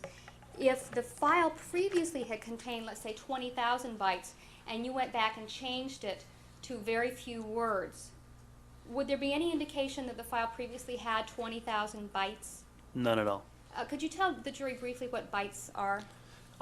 Characters or letters. I mean, if I took a 20,000 word document and I just copied a directory over it, it would replace that document with the directory, and there would be no record that it had ever contained anything other than that directory. You'd write right over the top of it. It would have a new time stamp, a new date. It would have a new file size, and the information that had previously been held in that file, each individual letter, the letters would be written over and gone. If you wanted to erase the file and erase it in a way that's non-recoverable, the best way to do so isn't to tell it to delete the file, but to write something else over the top of it. Would you need to write over all 20,000 characters, or could you just write a few characters? If you didn't write over all 20,000, the characters could still exist on the disk. They wouldn't be associated with any file. They would just be sitting on the disk. But the next file, the way DOS allocates new memories, the next time you created a file, it would go right over the top of whatever space you had just freed up. Generally, as you free up space, that will be the next space used. So if I had a 20,000 byte file, copied a 59 byte file over it, it would erase the first 512, don't ask me why, but it would create the first block and leave the rest of the data there. But every other file that you wrote would go right over the top of whatever other data was sitting out on the disk. And thereby erase it. And thereby erase it. So it's one of the best ways to eliminate the information. Now, you use the term corrupted file. Could you tell us what that means? A corrupted file, a computer isn't perfect. The way it stores information is it takes, there's a metal platter, a hard disk is a metal platter coated with kind of a rubberized magnetic film.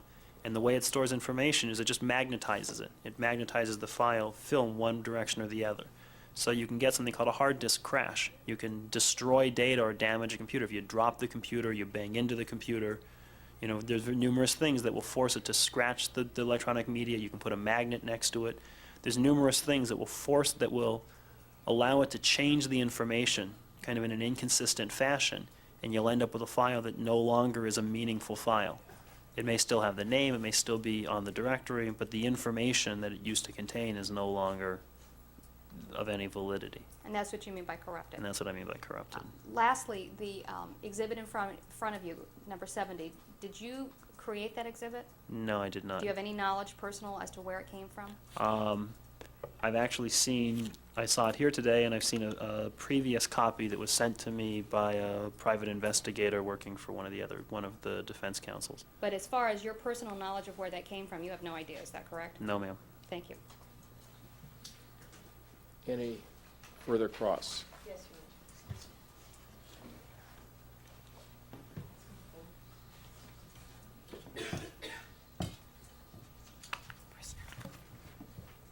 Mr. Witkin, your understanding of computers is on the high end of sophisticated, is it not? I hope so. In looking at Exhibit 70 and that the first entry on it, you said that was a totally meaningless set of commands, correct? On 70, the first command is C:"Menendez. So theoretically, they could have named a program Menendez, No. but it's... You said that was an ineffectual command. Right, I'm assuming that's an ineffect, right, typing it is basically meaningless. Unless they've created a program called Menendez, it's meaningless. But seeing what it's producing immediately thereafter, it's pretty much meaningless. Okay, but my point is it does not look like a person with your level of computer sophistication Created typed this that first, document. created that document, No, correct? ma'am. Exactly. I mean, just looking also, if you look at the continuation, where there are another half a dozen attempts at issuing it as a command. When you say the continuation, there's more written on that sheet There's more written than on this what- page than the directory. You've got to wait for the question. Yes, sorry. let him finish the answer before you ask your next question. Thought it was the other way Did you around. finish your answer? Yes, sir. Okay.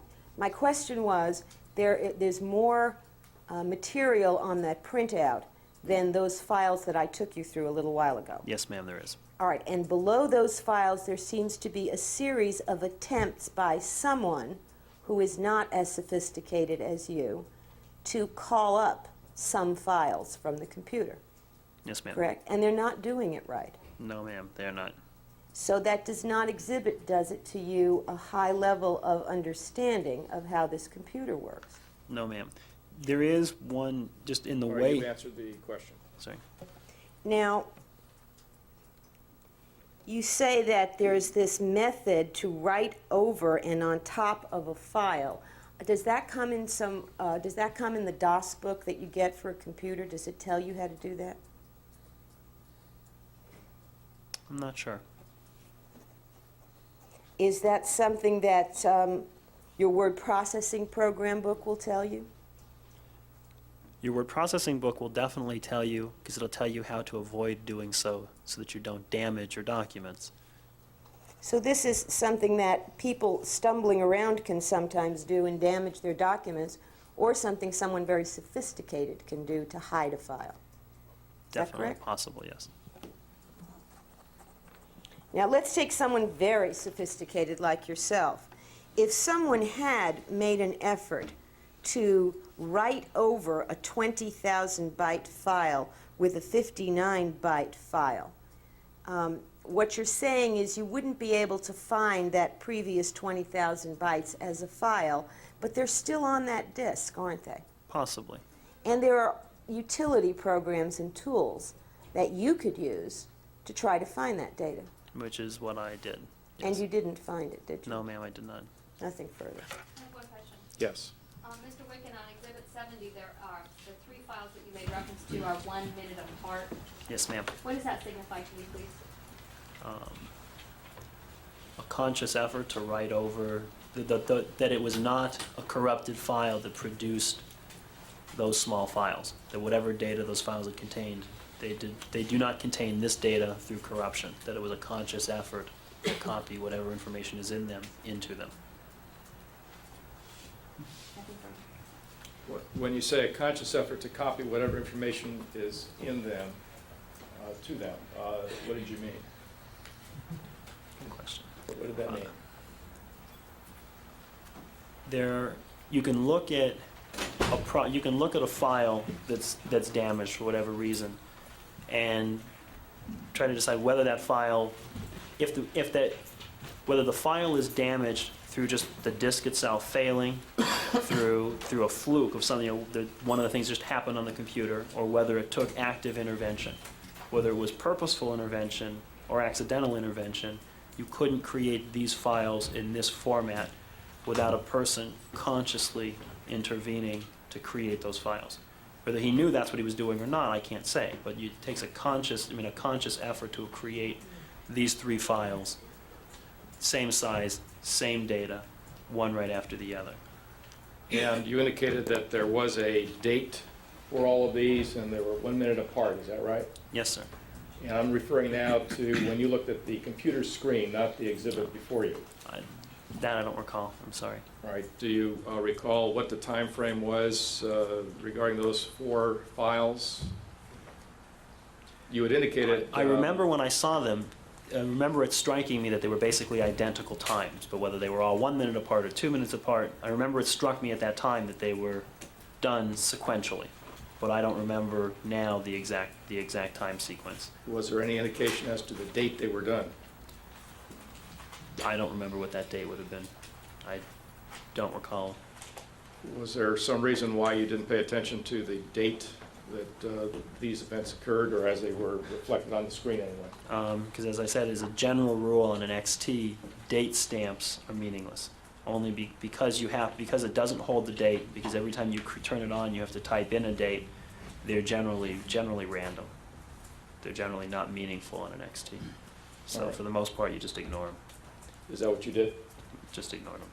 All right, anything else? Just to clarify Port's question, if I can ask from here, Your Honor, I just want to see if I understand your answer to the judge's question. When you say conscious, it means a person had to hit some keys on the computer. Whether they knew what they were doing or didn't know what they were doing, they had to hit the keys on the computer to create files that look like this. Right. As compared to lightning strikes the building and your computer blows out and that destroys the file. Exactly. Thank you, nothing further. All right, anything else? No, thank you. Okay, thank you. You may step down, you're excused. Thank you, sir. I was thinking he was a grandfather, but there was a killing, and he wanted me to come up and look at a computer. He apparently had been there a couple of days earlier and looked at the computer and saw some files, stated that one of them was perhaps Menendez, something about maybe some documents and about a will. He tried to find information in that, but he didn't have the technical expertise or didn't know how to, so he wanted someone from Kelco to come up and see if we could retrieve any information. Now, Carlos Menendez worked for Merck, which you indicated is a parent company for Kelco? That's correct. Merck & Company is headquartered in New Jersey. Kelco is a specialty chemical division of Merck. We're headquartered in San Diego. And that call was on August 31st, 1989? That is correct. Did you drive up to Beverly Hills the next day? Yes. It seemed imperative, or he was real concerned that I get up there as soon as possible. He was real anxious about finding any of the information on there, and he asked, and I said, well, I could come up the next morning. Went ahead and cleared that with my boss and made plans to take that day off and go up to Beverly Hills. And did you do so? I did so, yes. What time did you arrive at Beverly Hills? I left close, and I arrived in Beverly Hills just around 11 o'clock, somewhere at that time. Was able to find the house without pretty much any difficulty, and went to the door and had a difficult time initially getting in there. Was that at 722 North Elm Drive in Beverly Hills? That is correct. The Menendez house? That is correct. Now, when you originally arrived there, what did you see? Was someone waiting for you? There was no one there. When I initially got there, there were some cars along, and I was able to park almost right in front of the house. I did have my wife with me at the time, and we both got out of the car and approached the front door. I believe I knocked or something. There was a security guard or someone who met me there and stated that, asked what I was doing there. I said I was supposed to come up here and take a look at the computer. He said that I was not on any list. He didn't know who I was, and he told me if I needed to do that, that I needed to call the Bel Air Patrol or whatever security company and make sure that they granted permission for me to go there. Did you then make some phone calls? Yes, I did. What did you do? My wife and I went back in the car, and we drove up to Sunset. I went and found a payphone just not too far away and proceeded to make a series of calls. I first called the Bel Air Patrol, or the Bel Air Security Company, and they didn't know had never heard of me. They didn't know of me being supposed to be on a list. They said if I was indeed supposed to, and that Carlos was a person that said he would put me on that list, I needed to get hold of Carlos so that he could call them in. I then tried to call Carlos back in New Jersey, was unsuccessful at reaching him at the office. I had his home number. I tried calling him there, was initially unsuccessful there, and waited a little bit, tried later. Probably about 45 minutes of time elapsed when I finally got hold of him, and he said that Erik was there waiting for me at the house to go there right away, in which case I did. Okay, so you returned to the Menendez house. That is correct. Now, you indicated that you had your wife with you. Yes, I did. Is she also a computer expert? She is not. She's a housewife. At the time, she was 8 months pregnant, and I don't know why I brought her up there, but we just thought I didn't know of anything about the case of any unusual circumstances. So I was thinking maybe after I was done, I'd go ahead and have lunch up here. We'd spend the afternoon here. So she does not have any computer knowledge at all. No. Okay. You don't normally bring your wife on your calls? It's very infrequent that I ever travel, actually, with my job. I support mainly the employees at the business site itself. Mr. Heyman, after you returned to 722 North Elm, after you had made the calls back to New Jersey, was anyone waiting for you at that point? Erik was up there at the front door, and there was another gentleman with him at that time when we both came up. Okay. When you say Erik was at the front door, just for purposes of the record, would you identify who you're referring to? Yeah, Erik Menendez sitting over here in the blue and white shirt. Referring to the defendant at counsel table. Thank you, Your Honor. Now, you indicated that he had another person with him? That is correct. Was it, would you describe that person just generally? Was it a young person? Yeah, it was a young person, I'd say roughly same age, obviously a friend. I was introduced to him, I know, at that time, along with my wife, but I would say that was Craig. Have you seen this particular person since you were there September 1st, 1989? I had seen him probably a few months after the incident in some of the publicity on the TV, and had recognized him at that time, and my wife and I said, yeah, that's the gentleman we saw with Erik.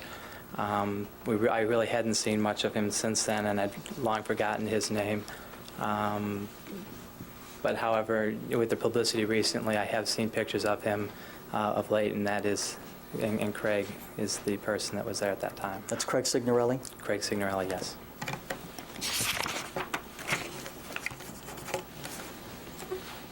Now, would you describe for the jurors what happened as you went up to the house and you saw defendant Erik Menendez with his friend Craig Signorelli? Yeah, he greeted us at the door, and I said, you know, I'm Ed Heyman, and I was to take a look at the computer, and he was obviously well aware of why I was there, and he basically led me into the house. I just went right past any security was there, and we went upstairs into the master bedroom. He showed me where the computer was there to the right, just inside that entrance, and I basically proceeded to turn on the computer, sat in the chair there with my wife next to me, and start looking at the files itself. I initially started off by doing just a command at the DOS prompt called DIR, or directory listing, just to see what was there. There were not many subdirectories or files there at that time. I then went ahead and proceeded to use some utilities from Norton. Utilities, one of which, the first one I used was Quick Undelete. That's a utility used to try and undelete any directories or any files that are there. The files, there was really nothing there worth interest, so I went to a more advanced utility called Norton Utilities, whereby I can actually see the directory listing, the FAT table, or the file allocation table, as well as each sector individually. And I spent probably 2 hours looking at one sector at a time, just seeing. I figured I was up there from San Diego. I'll do my best to see if I can find anything. Did you find anything under the titles Menendez or Will? I did not. Some of the files that I did see there was a directory for DOS, which is basic operating system on the PC. There was a couple other small application programs that really didn't mean anything. The one data file that I really did see had been deleted, but I was able to find it. It was still there. A couple paragraphs that seemed to be like a book report or something of the Renaissance period or something like that time frame. I continuing going through the rest of the hard disk, there was no files that could be seen that were deleted that could have been retrieved at that point. Was there anything on the computer which indicated to you that someone had deleted something on the computer? Yes. As I was going through the computer, it was an older one, so I'd assumed it had been there for a couple of years, or for a while. I shouldn't say that. But there's a formatting that when you initially use the DOS operating system to format or prepare a hard disk for people to write to, it puts a code F6 throughout the entire disk. What I like to think of an analogy is if you had a blank piece of paper, when you format it, you're putting the lines across so that you can then write in there and understand it. As I was looking through it, the code that was there was all zeros, so that tended to tell me that whatever was deleted had been wiped out, and they overwrote the entire hard disk with the character 00. Is that indicative of a certain type of program? I wouldn't say a certain type of program, but it would mean that it was not just a normal format that had occurred from the DOS command when you normally prepare a hard disk. So to me, it means that that hard disk had been used, and for whatever reason, files or the hard disk was cleaned up using that utility. A utility like Norton's wipe disk or wipe file. The Norton wipe disk or file, does it replace the F6s with the zeros? It can replace it with whatever you want, but the default is zeros. And the wipe disk will actually, the parameter that I would say was used would not delete any files that still existed. In other words, wiping the whole hard disk would just wipe out anything that had been deleted or had not been used, and it would write zeros over everything. Mr. Heyman, while you were accessing the computer, do you know where Erik Menendez was at that point? For the first 10 or 15 minutes, I would say he was there for most of the part at my side, kind of watching, and he was asking a few questions of what I was doing. Wanted to know if I was able to find any files that may have been deleted. Excuse me. At that time, and I generally had the feeling at that moment that he was... Object, Your Honor. Yeah. Right, just wait for another question. Certainly. What was his demeanor at this point while you're initially accessing the computer? I would say that he was very cordial. He didn't seem anxious or apprehensive about me being there. He seemed somewhat curious of, what I was doing, looking over, watching me doing that. But as he was calm and matter of fact. At some point after doing your initial search, did you have any conversation with the defendant? Well, he was asking me some questions as you're going on, wondering if files were deleted, can you retrieve them? And I replied that yes, files can be retrieved when they're normally deleted if it's just like a DOS delete. The reason for that is DOS simply writes over a special character in the first character of the name of a file in a directory listing. So under those circumstances, yes, most deleted files can be retrieved if the computer hasn't been used for a long time after that. He specifically asked you that question about if something had been deleted, whether it could be retrieved? That's correct. Was your wife present when you made that statement to him and he responded? Yes, she was.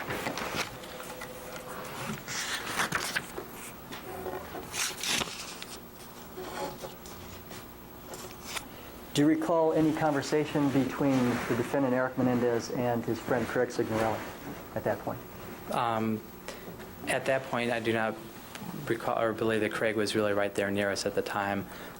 We were there for an extended period of time, and I know that they had come back a couple of times, and then I spent a little time with them after the fact when we went to call Carlos to let him know the results. But I do recall them talking about different things, cars. Was that impression? Objection, Your Honor. Objection sustained in that it is non-responsive. Can I ask the next question? Mr. Heyman, what was it that you heard in your presence Erik Menendez talking about? Objection, relevance. Overruled. You can answer. On grounds of relevancy?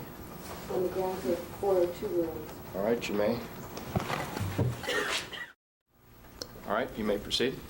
Thank you, Your Honor. Mr. Heyman, after you were at the Menendez house for a couple of hours trying to find information about the will, did you complete your search? I went ahead and looked around on that desk for any floppy disks, thinking, well, maybe there might have been something on a floppy disk, a backup copy or something like that. I found a few right there where the computer was. I looked at them, searched at them. There was nothing of any value there. There was another desk on the other side of the bed.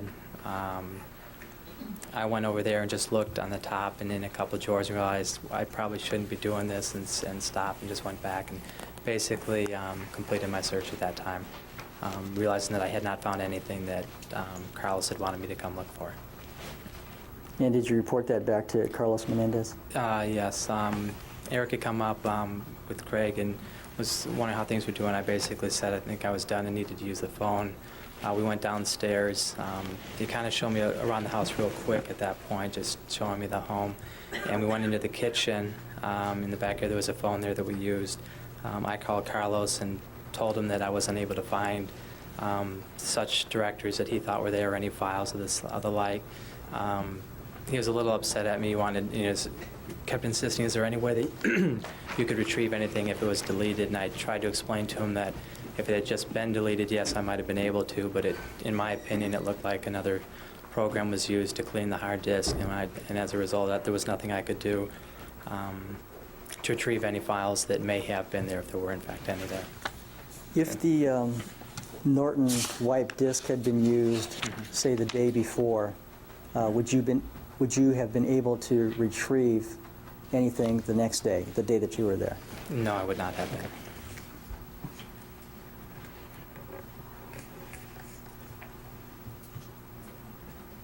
Would it be fair to say that Defendant Erik Menendez and his friend Craig Signorelli were in and out of the room where you were accessing the computer during this 2-hour stay that you had? That is correct. At one point, they came up and they invited my wife to show her the house while I was sitting there working on the computer, and they were gone for several minutes as he took them, I think, in the different rooms and showed them some of the different areas of the home. When you left after trying to search for the will information, was Erik still at the house when you left the house? Yes, he was. Was Craig Signorelli still there?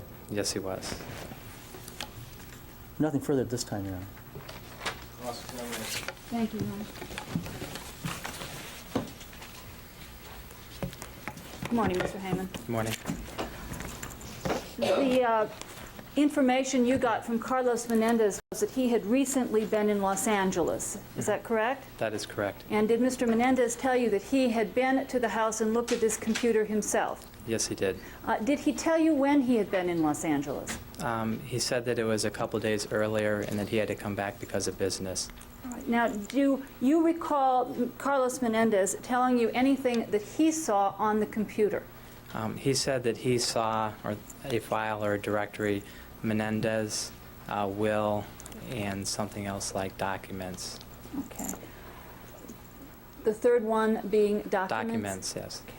I assume he may have meant like a subdirectory that might have had just personal files in there, like a word processor. Did Carlos Menendez also tell you that although he had looked at the computer and found these directories, he didn't know how to retrieve them? That is correct. Did it appear to you from your conversation with him that Carlos Menendez was not knowledgeable about computers? It sounded like he definitely was not, or at least didn't know the programs or was not very knowledgeable. That's correct. All right. He was not able, apparently, to access these directories himself. I had assumed that he at least had some basic knowledge of computers, that he was able to turn it on and do some type of directory, that he saw those files, but didn't know what word processor as an example to use to pull the data up. Okay. And you had no way of knowing how accurate the information that he was giving you about what he saw on the computer was. Would that be fair to say? That is correct. Okay. So that your job was to go up and to try and find out what was on the computer and retrieve it and give it to Carlos. That is correct. During the conversation that you had with Carlos Menendez on August 31st, were you told that Erik would meet you at the house? Yes, I was. And that Erik would be the one that would let you into the house? Yeah, he also said that he would contact security there to make sure that I was on the list so that I would be able to enter. So you were aware when you went up there that there was some kind of a security company that was at the residence and maintaining control over who went in and out? That's correct. And when you arrived on September 1st, you found out that Carlos Menendez apparently had not put your name on the list for the security company. That is correct. And that was what caused you to have to go to the phone booth and make the phone calls, correct? Correct. Did you ask for Erik when you first arrived on September 1st, when you were not allowed access? I couldn't say specifically remembering now. I would imagine I would have asked. I mean, that was the name, but I don't recall. Do you recall talking to the police about this in May of 1990? That's correct. Okay, and when you were interviewed to the police, do you recall telling them that when you first went there, you were told by the security guard that Erik wasn't at home? That's probably correct, yes. But you don't have any present recollection of that being the case? Well, I would assume that if Erik was there, that I would have been informed of that and I would have been let in, yes. Okay. Because I know there was no one there to vouch for me. No one knew I was coming. No one saw me on a list or anything. And your understanding was that Erik was going to be there to vouch for you and to say it was okay for you to come in? That's correct. Now, when you returned after your phone calls to New Jersey, you found Erik was waiting for you. That is correct. And was he waiting in the front yard? I would say he was there out on the front porch, waiting there. And at that time, you said that he was with a friend. Correct. When you met with Erik, did you go immediately up to the master bedroom? Yes, I would say we did. And then you started right away to work on the computer, is that right? That is correct. And this was a computer that was located in the master bedroom. Correct. Was there a computer stand with a chair in front of it? Yeah, they had, it was a computer desk or something of that sort. It was an IBM PC, and they had a big sofa chair that was sitting in front that I was sitting in, yes. Okay. Now, when you first got in and sat down, were you able to tell fairly quickly that this computer didn't have anything on it? After turning it on and issuing the first command DIR at the root drive, I could see immediately that the files or directories were not there. Because at that point I tried to use some utilities to see if they'd been deleted and I could retrieve it. All right, so this is something, the lack of any files or directories on the computer was something that you were able to ascertain right away. That is correct. And when you ascertained this, when you discovered it, did you tell Erik what you had discovered? Well,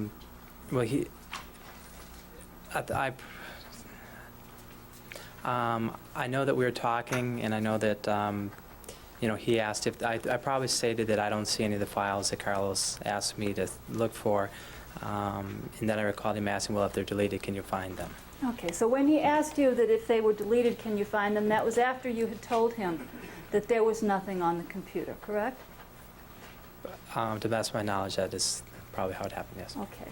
And you said that Erik and his friend were in there for about 10 or 15 minutes with you, and then they kind of wandered off. Correct. I would recommend the first 10, 15 minutes that Erik was the one that I really remember being there at that time because he was standing next to me.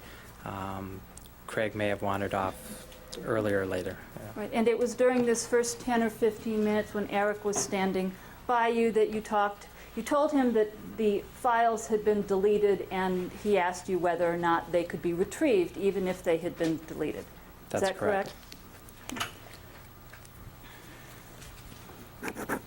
Now, did there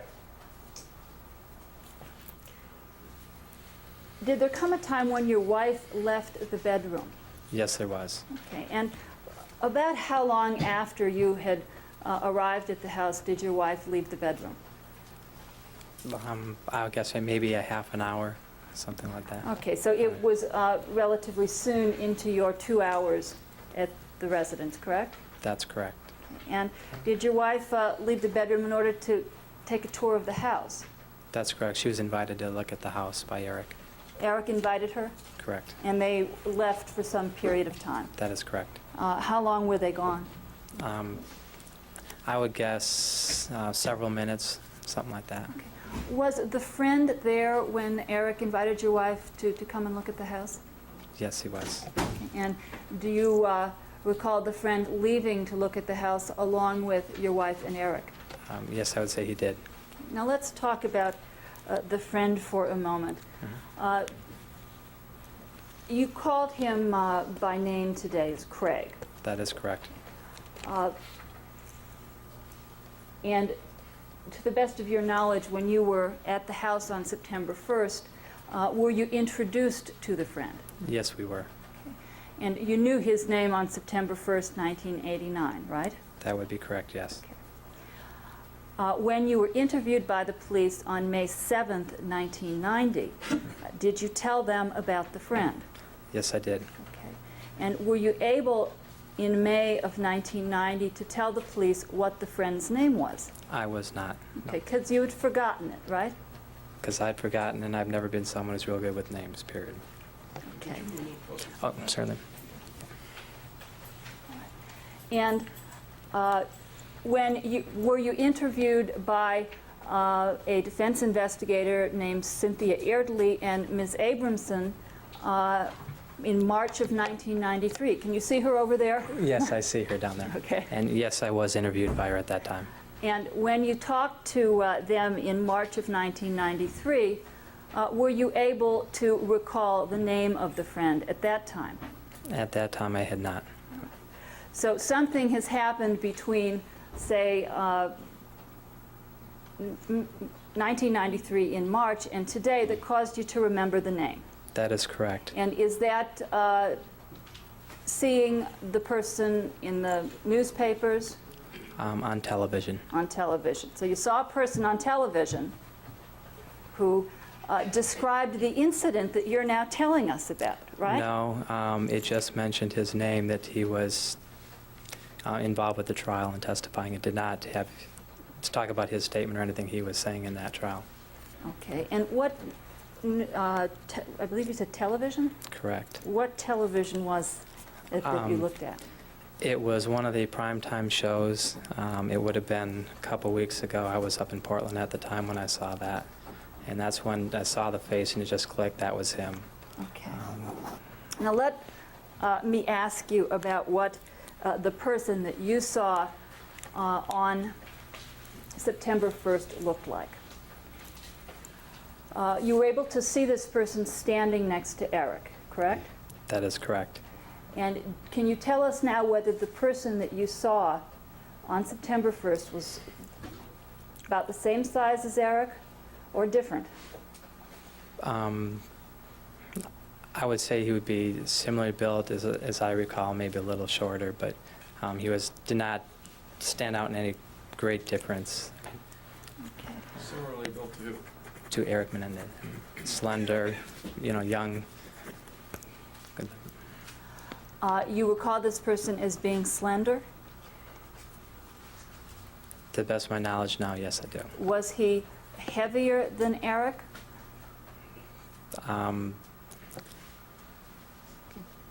Perhaps slightly. I really couldn't give you an answer. You really don't The have face. a good memory of the friend, correct? Not a great memory. I mean, most of my time concentrated was on the computer. Okay. What about the friend's hair color? Do you recall what color his hair was?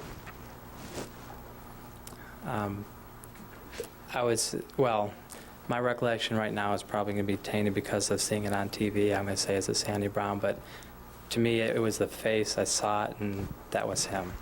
I mean, that's all I saw on television. When you were interviewed on March 31st, 1993 by Cynthia Erdely and Miss Abramson, did you tell them that the person that you saw with Erik had a heavier build than Erik? We may have. I think Okay, and was this heavier build your best recollection on March 31st, 1993? that could be, yes. Okay, and that was also your best recollection before you saw this television show, right? I was never asked to describe or never really thought about it much before that, no. Okay, but before you saw the television show, your best recollection was that the friend had a heavier build than Erik. Perhaps, yes. Okay. Did you also tell Miss Abramson and Cynthia Erdely that the friend's hair color was lighter than Erik's? Yes, we did believe it was. Okay, and that was your best recollection as of March of 1993? Correct. Okay, and that was your best recollection before you saw the television show, correct? I would say yes, but I mean, it was not something we thought of very much. It's been a long time. Well, you've said, Mr. Heyman, that you think that you may be influenced somewhat by the television show and seeing the person on TV. Well, in my description, perhaps speaking now versus when I did March 31st, yes. Okay. What about the eyes of the friend? Do you remember what color eyes he had? I do not. Okay. Did you tell Miss Abramson and Cynthia Erdely that this friend had light-colored eyes? My wife and I were both speaking together. She may have, I may have. I don't recall Okay. that. But in any event, that's not your recollection of how you described the friend. That's correct.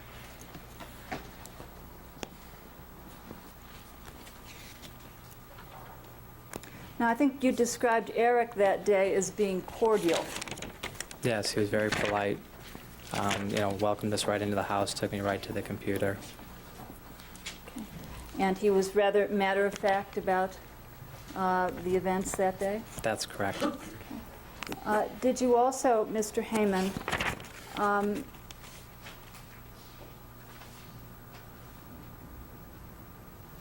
tell us that this was an older model computer? Yes. Okay. And what you found on the computer was, you believed to be a book report? It looked something like that just by what it was about, yes. Was that like a high school report that you do for a class? That was my impression, yes. Okay, and were you able to access that book report? Yes, I was. Like I say, it was a few paragraphs long, and that was it.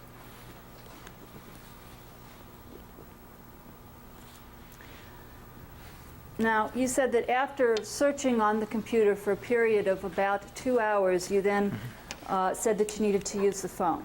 That's correct. And you were taken down to the kitchen. Correct. Was the friend with you when you went down to the kitchen? Yes, he was. And it was in the kitchen that you called Carlos Menendez. That is correct. Was the friend with you when you made the phone call to Carlos Menendez? Yes, he was. Okay, so he was right there. That is correct. And he was there when you had this conversation with Carlos, and Carlos was upset, correct? Yes, he was. Yeah, he had hoped that I would be able to give him some information or tell him that I found it. Okay. And Carlos also said that he wanted to talk to Erik. That is correct. He did talk to Erik. And you put Erik on the phone. That is correct. And then you remained for some period of time while Erik and Carlos appeared to have a conversation. That is correct. And during this conversation, Erik was saying certain things to Carlos. Yeah, it sounded to me that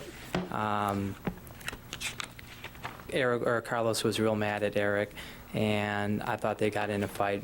The voices got louder, or at least on Erik's side, I could tell that he was being defensive, and I don't want to say yelling, but something like that. And he did make this statement to the fact that I don't know what happened, or it's not my fault, I didn't do it. Okay. And when Erik was having this defensive conversation with Carlos, was the friend also there?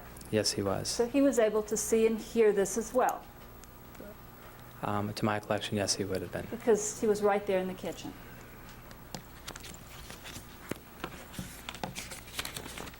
What's the answer? Oh, yes, I'm sorry about that. Is it also correct, Mr. Heyman, that Erik did not appear to be apprehensive about you or what you were doing there on September 1st? Yeah, that was my overall impression. I mean, we initially came in there, he greeted us warmly.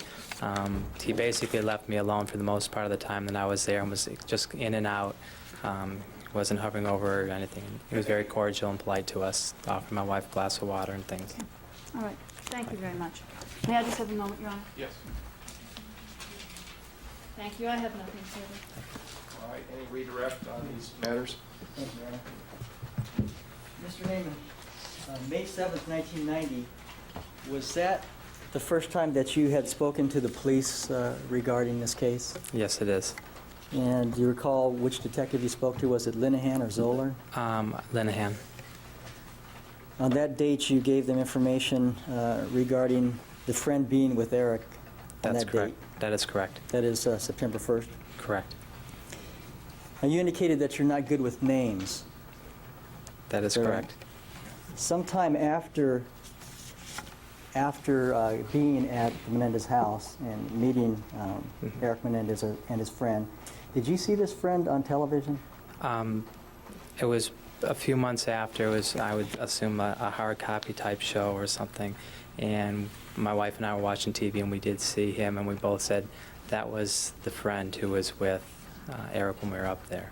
And that was Craig Signorelli? And that was Craig Signorelli, yes. Now, you referred to another time when you saw something on television more recently. That is correct. Is that correct? And you indicated that the defense came to interview you on, I think the date was March 31st of 93? That is correct. Sometime after speaking with Miss Abramson and their investigator, did you see Craig Signorelli again on television? Yes, I did. Okay. You indicated that although you're not good with names, you are good with faces. Is that correct? Yes. Is it your testimony that the person that was with Erik Menendez on September 1st, 1989 was Craig Signorelli? Yes, that is my testimony. You know, I have a photograph. It appears to be of a bedroom with a TV set and a computer in the background. I have this marked as the next exhibit in order, which is 63. Yes. Thank you. May I approach now? Yes. Mr. Heyman, I'm going to show you what's been marked as Exhibit 63. Do you recognize what's shown in that photograph? Yes, I do. What does that appear to be? In the corner of the room is an IBM PC that I worked at, along with the sofa chair that I had sat in. We pulled that over in front. So that's the computer. Would it be fair to say that when you were working on the computer that you were actually facing the computer? That is correct. So you were facing the corner of that particular room? Yes, I was facing the corner of the room. When you were talking to Erik Menendez, did you have your back to him? Yeah, I was facing the computer, so I was sitting right here. My wife was kind of behind me by the arm of the chair, and Erik was to my left and just a little behind me. Behind you? Yes. And Craig Signorelli was in the room as well? Yes, he was. When there was a discussion about something in the will or something in a computer being deleted, and he asked the question of whether it could be retrieved, did you have your back to him at that point? Occasionally I may have glanced at him, but for the most part I was talking more towards the computer. But your wife was with you at that? But my wife was with me at that time, yes.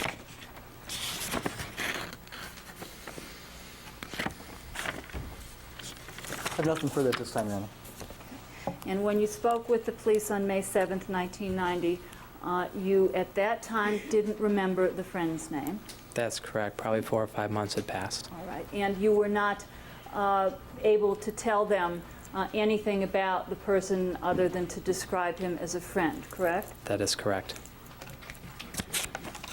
All right, thank you. I have nothing further. Anything else this time?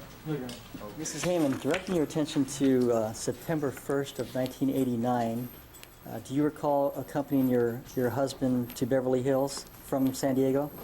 Yes, I do. Okay. And do you recall going to 722 North Elm in Beverly Hills? Yes.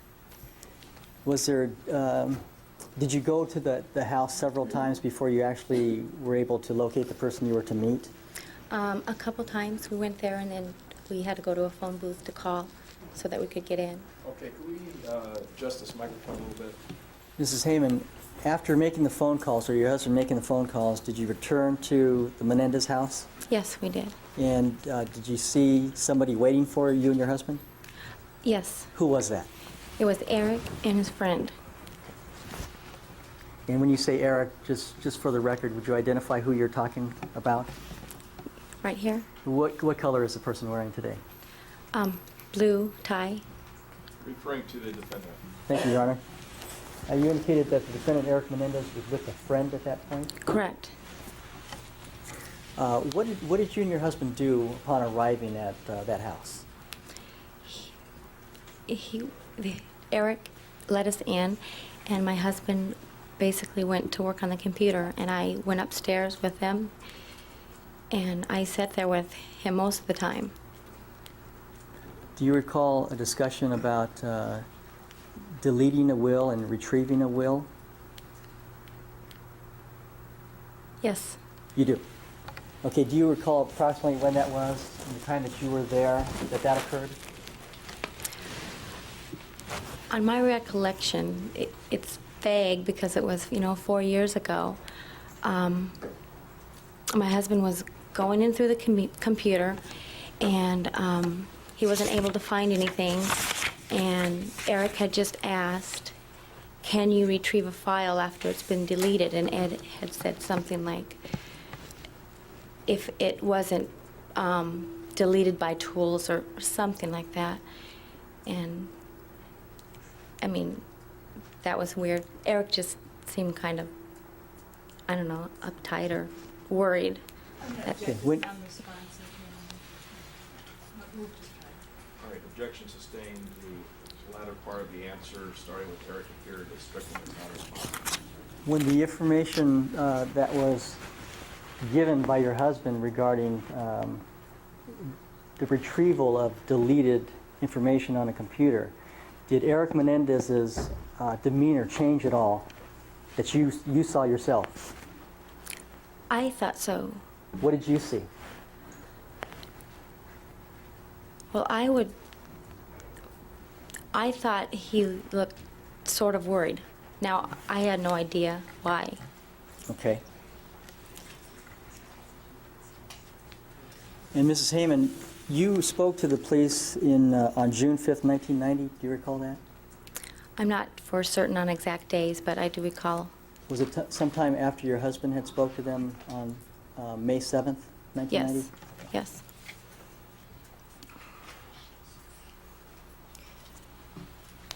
Do you recall what Erik Menendez's demeanor was like prior to getting the information that you've just related to the jurors? That is, prior to the information about the retrieval or possible retrieval of deleted information, what was his demeanor like? I would say he was casual. He was very nice. He seemed very easygoing.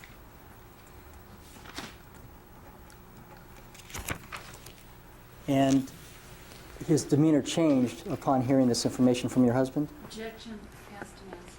please. Overruled. Your You answer? Oh, yes. And what did you indicate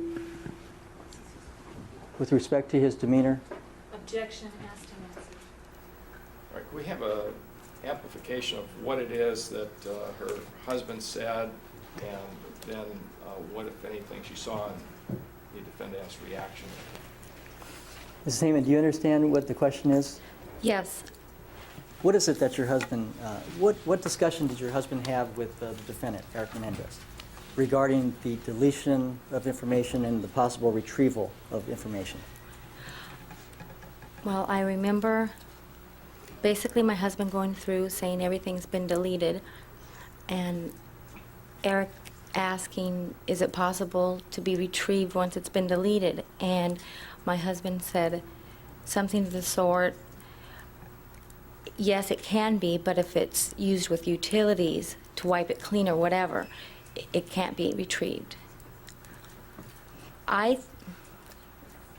What did you notice about Erik Menendez's reaction to that? I thought he looked a little bit worried Okay. at that point. Is your memory is a little bit less than what you had back in June of 1990? Would that be fair to say? Yes, Would it refresh your present recollection and take a look at the report that you gave June 5th, 1990? yes, May I approach, Your Honor? Yes. Mrs. Heyman, does that refresh your present recollection? yes. What is it, would you describe Erik Menendez's demeanor after getting this information that you testified to? Which information? The information about the possible retrieval of information that had been deleted. I guess I thought he looked scared or worried. And that's what you reported to the police? Yes. Now, with respect to the friend of Erik Menendez that was there that day, September 1st, 1989, did you have a conversation with your husband a couple of months after you both had been to Beverly Hills to the Menendez house regarding seeing somebody on television? Yes. I don't recall when it was on television. I mean, I don't recall if it was 2 weeks, 3 weeks, a month afterward. But we saw, it went on one of the media, hard copy or something like that, and we had seen Erik and the friend that we had seen. And his name was Craig. That's what they said. And that was the gentleman that I saw Erik with. On September 1st, 1989. Right.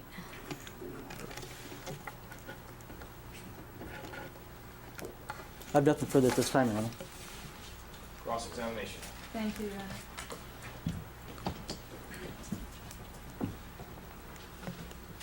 Good morning, Mrs. Heyman. Hi.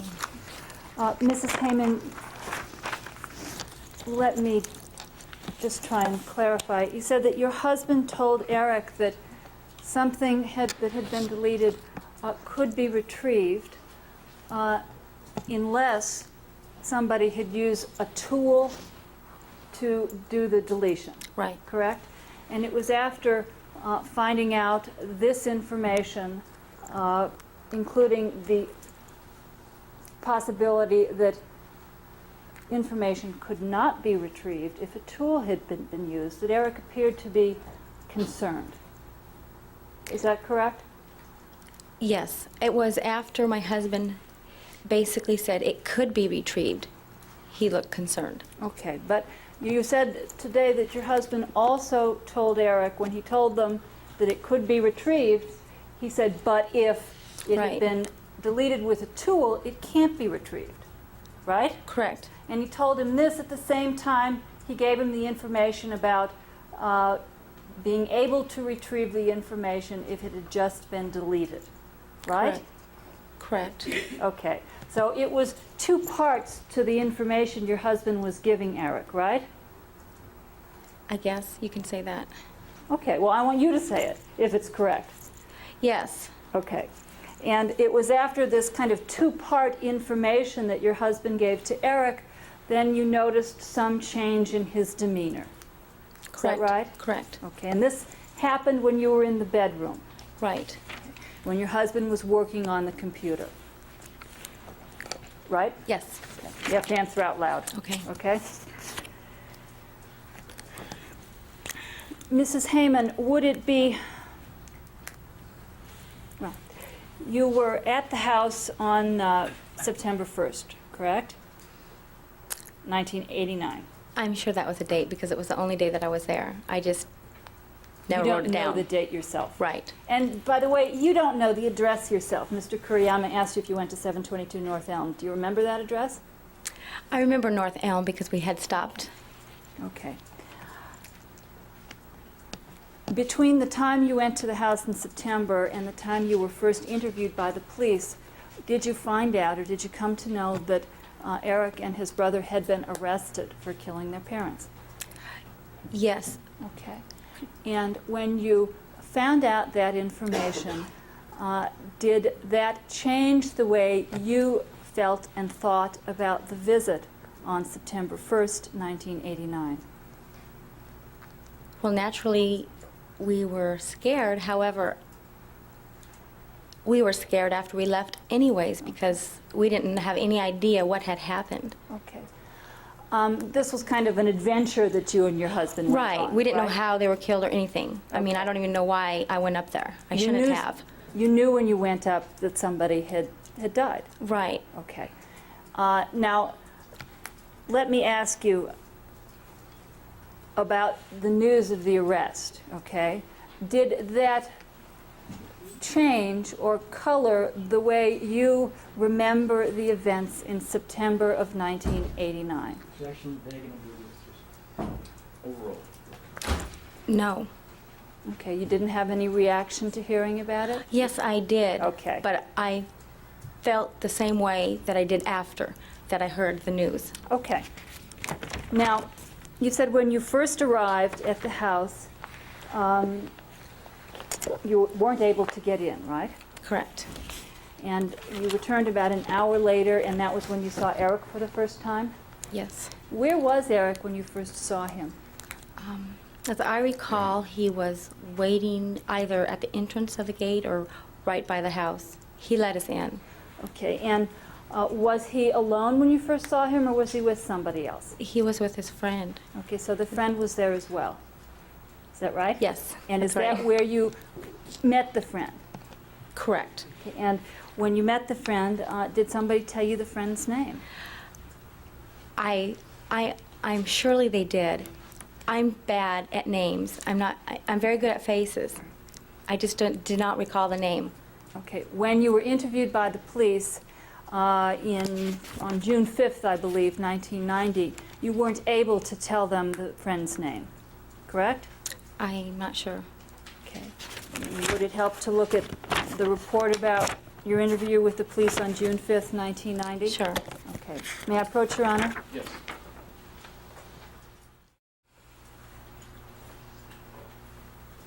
Would you just look at this and read it to yourself and see if that helps you remember whether you were able to tell them the friend's name?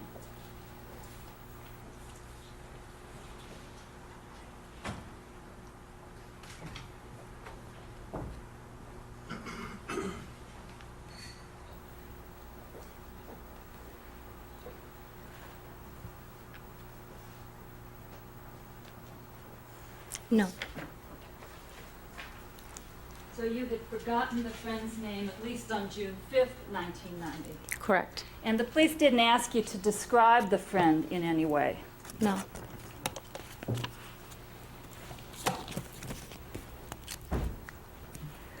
Did the friend go upstairs with you and your husband to the master bedroom? Yes. And there your husband began his work? Yes. Yes. And did the conversation that you just told us about, your husband giving Erik this two parts of information, did that happen pretty soon after your husband got up there and began working on the computer? I would say probably in the first half an hour. Okay. And during the first half hour, did Erik and his friend stay in the bedroom with you? I believe so. He had offered me a glass of water or a drink, and I remember him showing me around the house. Okay. Was this during the first half hour, or was it after that time? I can't be absolutely certain. Okay. At some time you left with Erik to look at the house? Correct. And did the friend go with you to look at the house? I can't be absolutely certain if he was right there when he was showing me around the house. Okay, you're not sure that he accompanied you. Right. Were Erik and the friend in the bedroom during most of the time that you were there at the house, or did they come and go? They came and went. Okay, so they weren't standing there watching everything, but they kind of went on their own Right. business. How long were you at the house that day, Mrs. Heyman? I'd say approximately 2 hours. Now, during the time you were at the house, were you able to look at the friend and see him stand next to Erik? Yes. And were you able to see how tall the friend is, at least in relation to Erik?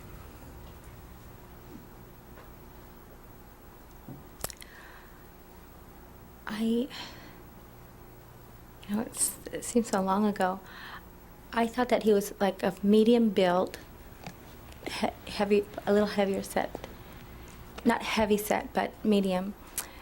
Dark sandy hair, maybe 5'8", 5'9", not real tall. Okay, so this was a person who was about 5'8" or 5'9"? I'm guessing. Okay.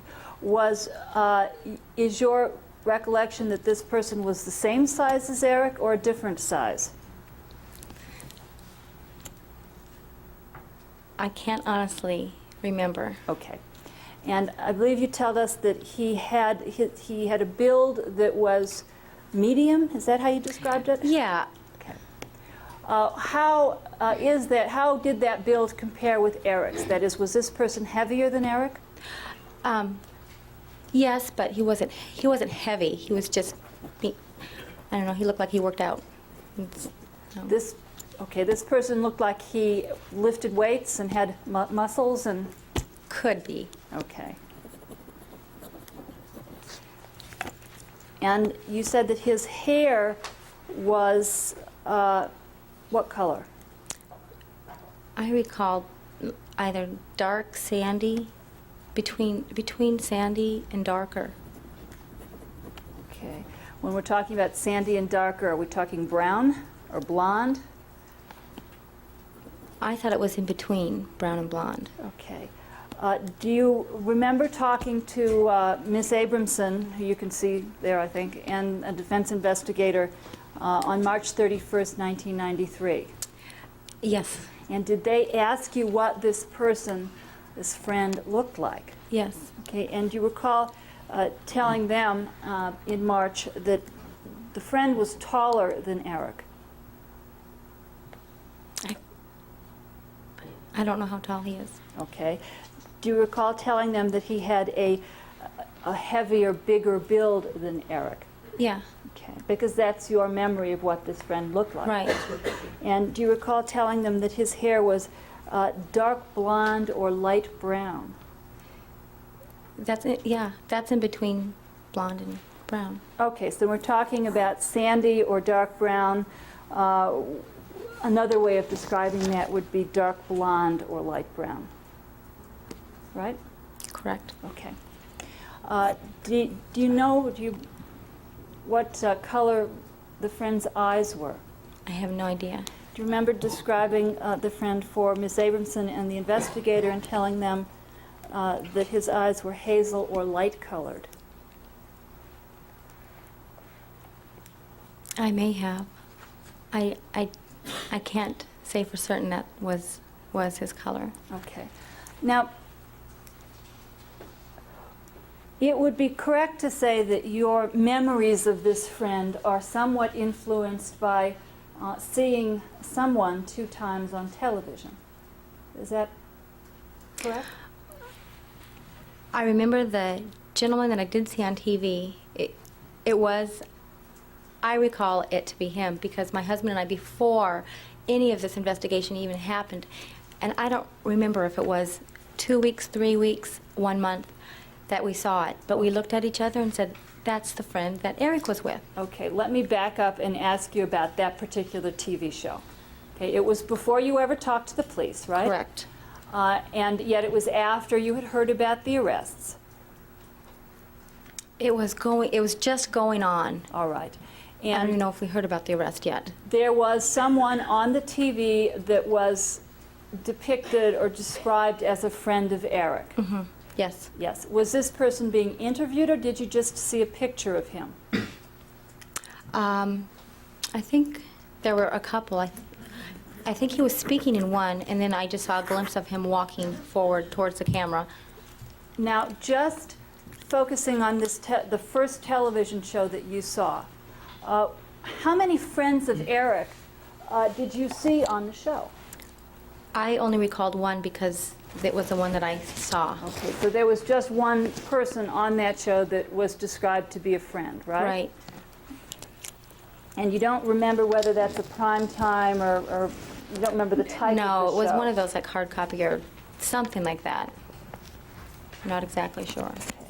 Now, after the interview with the defense investigator and Ms. Abramson in March of 1993, you saw another TV show. Is that right? Could you repeat the question? Did you see a TV show with this friend pictured after the interview with Ms. Abramson? Yes, I have seen something since. Okay. And on that TV show, you saw the same friend that you had seen on the prior TV show. Yes. Did seeing that TV show help you in your own mind describe the friend that you saw or that you thought you saw previously?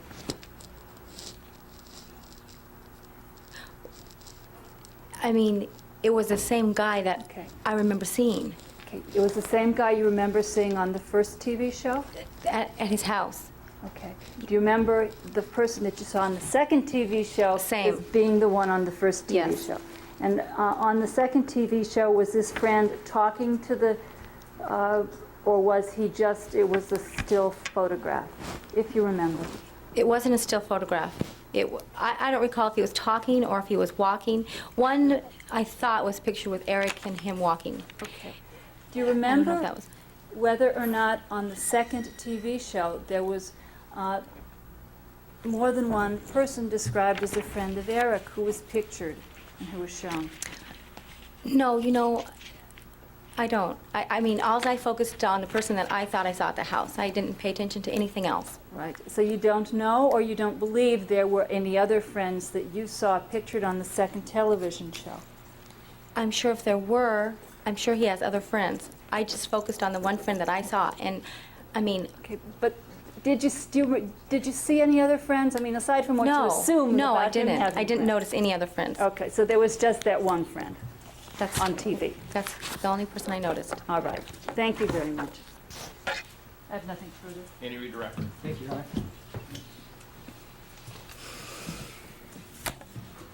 So it's by remembering the face of Erik Menendez's friend that was there on September 1st, 1989, that you recall being shown on television, Craig Signorelli, is that right?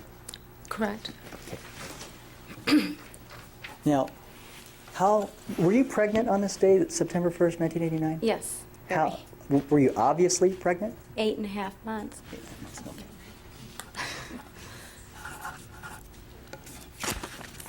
Thank you. I have nothing further. Anything else? No, Your Honor, thank you. Okay, thank you. You may step down.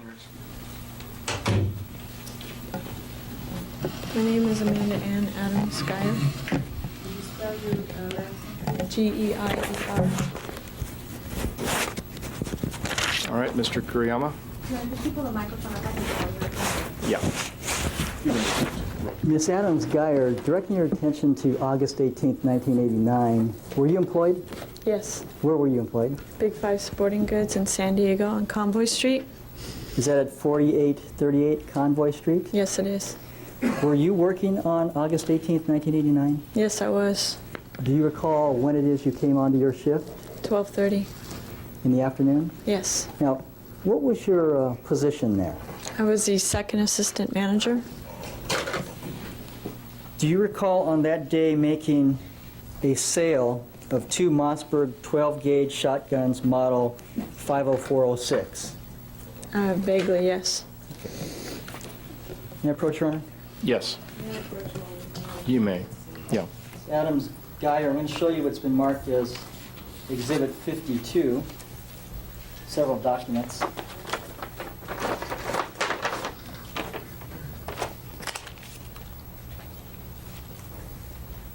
First of all, I'm going to ask you to take a look at what is a yellow sheet of paper that's entitled Firearms Transaction Record, Part 1, Intrastate Over the Counter. Do you recognize that form? Yes, I do.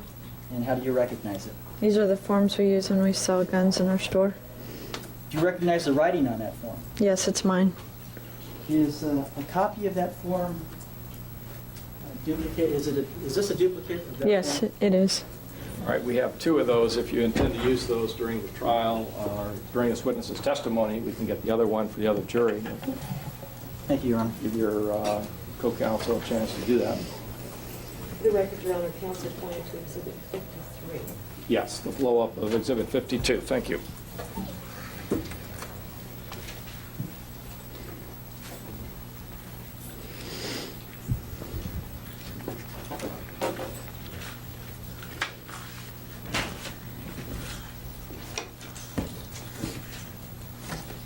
Shall I stand here, Your Honor, if I need it?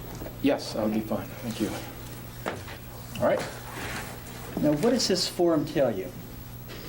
This tells you who purchased the gun, the type of gun that's purchased, how many, the price they paid, phone number, address, who signed purchase, who is the employee who took care of the sale of the gun. Okay, taking a look at this form, the face of this form, who filled out this form?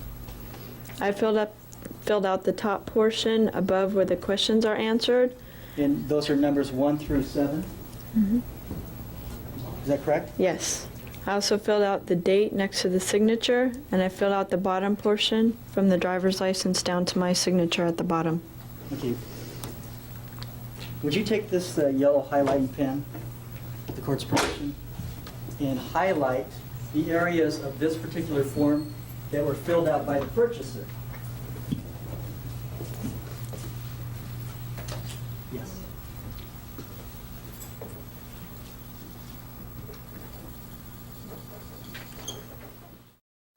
Would you also do that on Exhibit 52?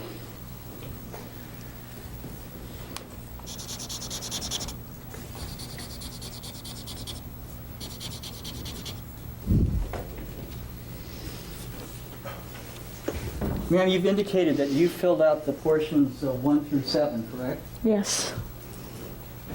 Would you describe for the jurors how it is that you fill these forms out, what information you need to take down, what information you require to be shown by the customer?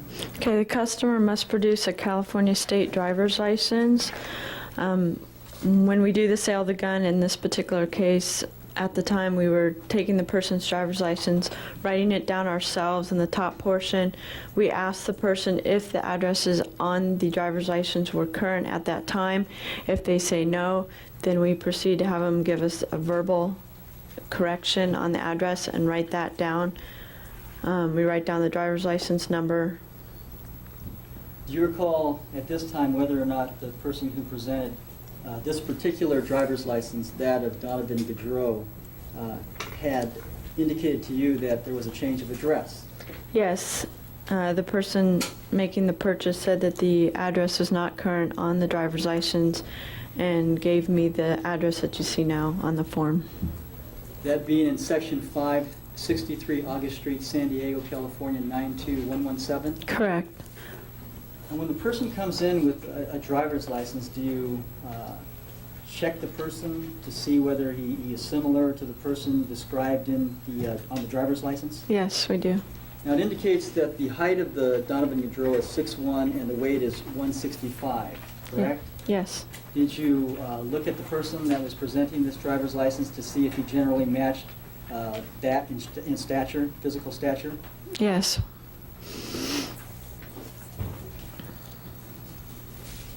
In line 9, you placed down a CDL. What does that mean? California driver's license. And in line 10, what does that number, that letter in the following numbers designate? That's the number on the driver's license. And you wrote that yourself? Yes, I You did. verified that yourself? Yes. With respect to the other portions of the form, could you describe for the jurors what that information indicates? The bottom half? Yes.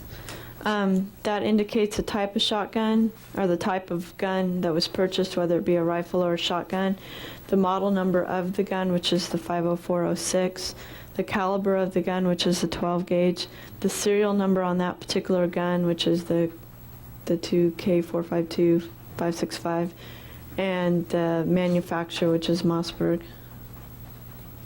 And then finally, there's a line 18. Is that your signature? Yes, it is. And at that time, you were the second assistant manager? Yes. And then did you place the date? Yes, I did.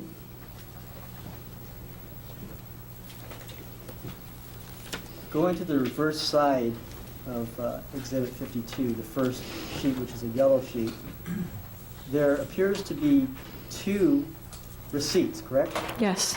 Now, what is that?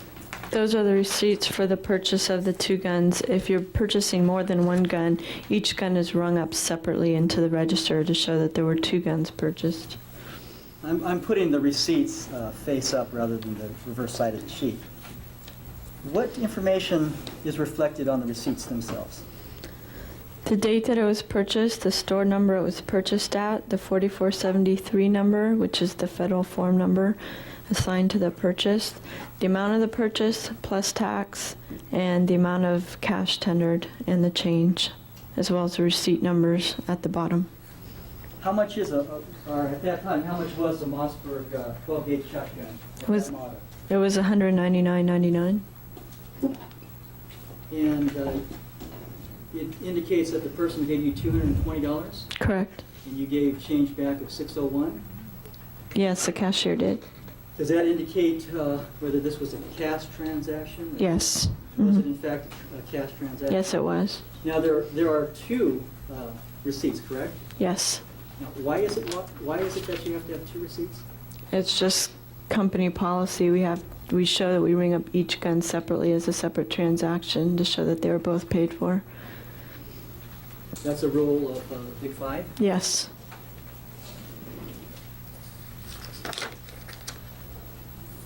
There are 2 other documents among Exhibit 52. Do you have the original to this before you? Yes, I do. What form is this? This is the logbooks that are kept in our store by our store, indicating when and where guns were signed out to or sold. It's a record kept strictly for our company to keep track and inventory our guns. Which exhibits are you referring to? This is in 52, Your Honor. Exhibit 52. And the corresponding exhibit, the blow-up, is what? Is 53. Well, is it A, B, C, or? This one happens to be unmarked at this time. There's a 52 A and B, which is the yellow sheet, front and back. There is page 36, which is C. So this would appear to be D. Or has it not been marked? It has not been marked. That's the grand jury. Yeah, it does not have a green superior court. All right, go ahead. Thank you. So we'll designate it by page number, page 29. Do you recognize that? Yes, I do. What is that?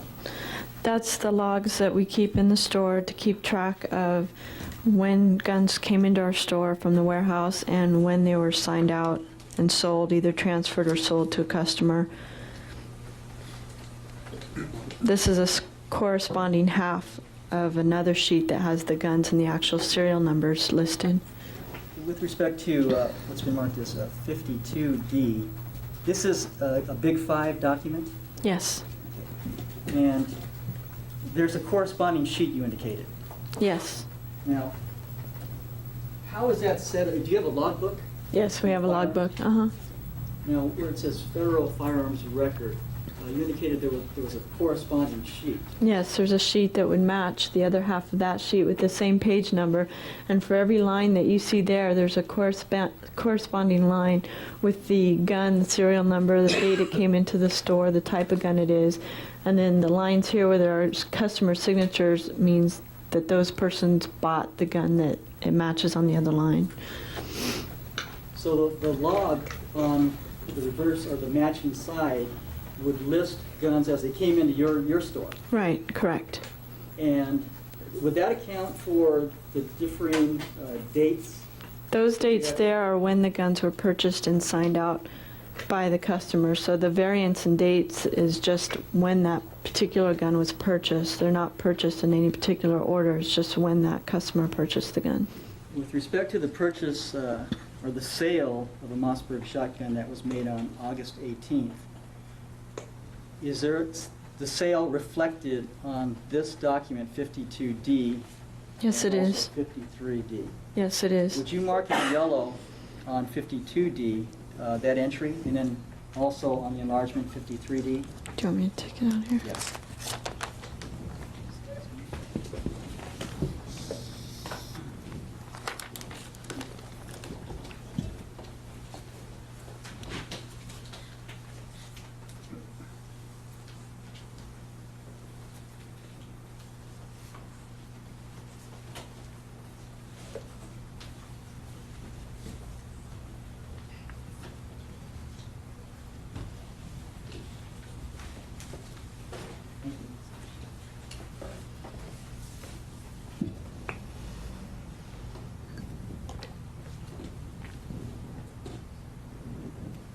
With respect to 53D, the date designates the date of the sale. Yes.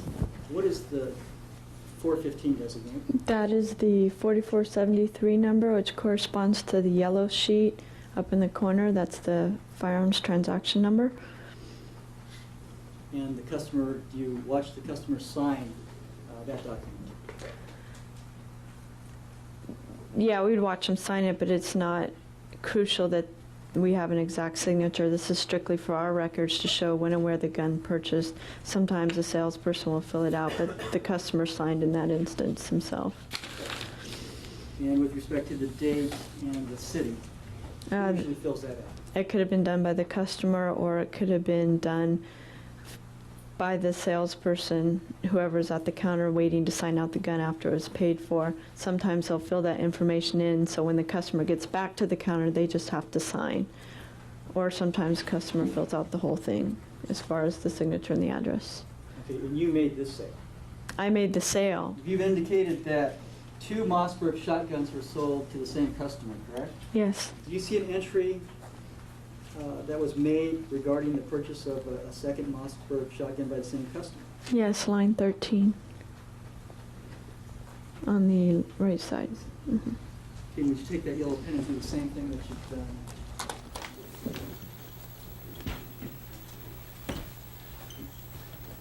Thank you.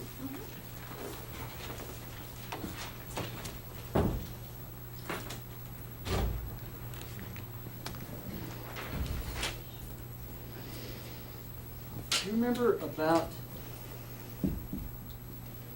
what time the sale took place? To the best of my knowledge, and I'm not positively clear on this, but I do recall the sale being in the evening, sometime around 8 o'clock or after. Do you recall any of the particulars about the sale itself? The only particulars that come to my mind are when the customer came into the store, I believe I stepped out of the office, the customer standing right there where the gun counter is, which is located right next to our office, and indicated that he wanted to buy 2 of the shotguns and pointed at him. And I recall vaguely asking if he wanted to see the guns. Most customers like to look at them and play at them first before they purchase them. No, I'm going to move to strike that as not responsive. Objection overruled, the answer will stand. Please ask the next question. Thank you. What happened next? And the person said, no, that's what I want. And from there, I just went in the back, brought the 2 guns out, we did the paperwork. Person went to the front to pay the cashier, and at that point, I don't really remember whether or not I signed out the gun or if one of my part-time employees signed out the gun. On the second transaction, the purchase of the second gun, did the customer give you, again, $220 cash? He would have given it to the cashier. I was not at the register. But does the receipt indicate that? Yes. And that change of $6.01 was returned to the customer? Yes. Just the same as the first transaction? Right. Was any ammunition purchased on that day? Objection, Your Honor, calls for speculation. Are you referring to something that happened in her store? Yes, College? with those documents in front of her. According to these receipts, Go ahead. according to these receipts, they do not indicate the ammunition was sold, but we do not ring up the ammunition on the same receipts. So I have no knowledge of any ammunition being sold, but it could have been sold. Do you recall in this transaction that ammunition was sold? I do not recall. Are you familiar with that particular model of Mossberg shotgun? Yes, I am. How many shots does that shotgun have? It'll hold 5 in the receiver and 1 in the chamber if you take the plug out. If you don't take the plug out, it'll hold 2 in the receiver, 2 in the chamber, 1 in the receiver. 2 in the receiver, 1 in the chamber. Meaning it could be as little as 3, but as much as 6? Exactly. What is it that you have to do to the shotgun to make it capable of being a 6-shot? There is shotgun? a 6 to 7 inch dowel that is in the receiver that you must unscrew the barrel and remove. Geyer, how long do you think that this transaction took?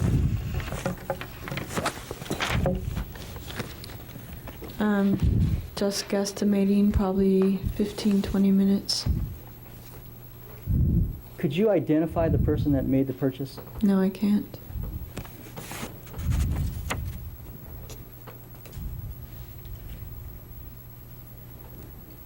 Are there any other forms of identification? I know in this case, the person presented a California driver's license.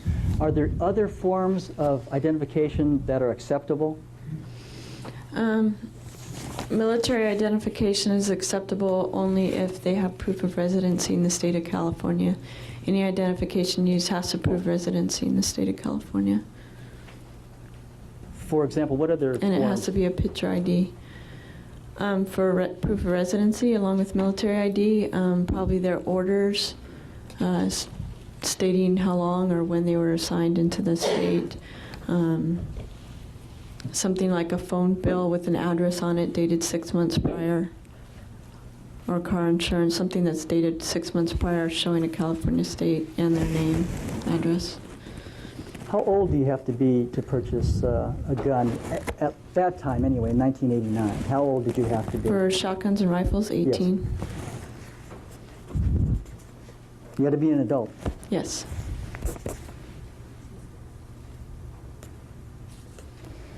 Were there more than one person there when you made this transaction? Are you actually making the purchase? I don't recall there being more than one person up at the counter. Thank you. I have nothing further at this time, Your Honor. Are you using a double last name, Adams I just Geyer? got married in May, so I'm actually using Geyer, but Okay. all the other stuff had Adams on it. So. All right, but it's okay if I call you Mrs. Geyer. That's Sure, all right with whatever you like. March of 1990, who was it that first brought this transaction to your attention? It was Les and his partner. Detective Zoller? Yes, Detective Zoller. And his partner, Tom Linehan? I don't recall his name, but Where was it that you first came in contact with Detective Zoller? at Big 5 Sporting Goods. the store that you work in? Yes. And do you recall what date in March of 1990 that was? March 14th. And do you know that, have you been provided with copies of your previous statements? Yes. That's how come you remember that Yes. date? Okay.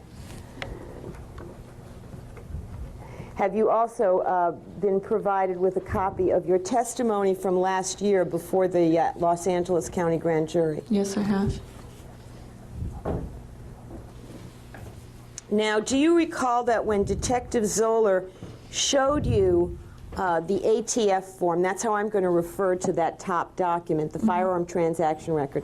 It's commonly known as the ATF form, isn't it? For alcohol, tobacco, and firearms. Correct.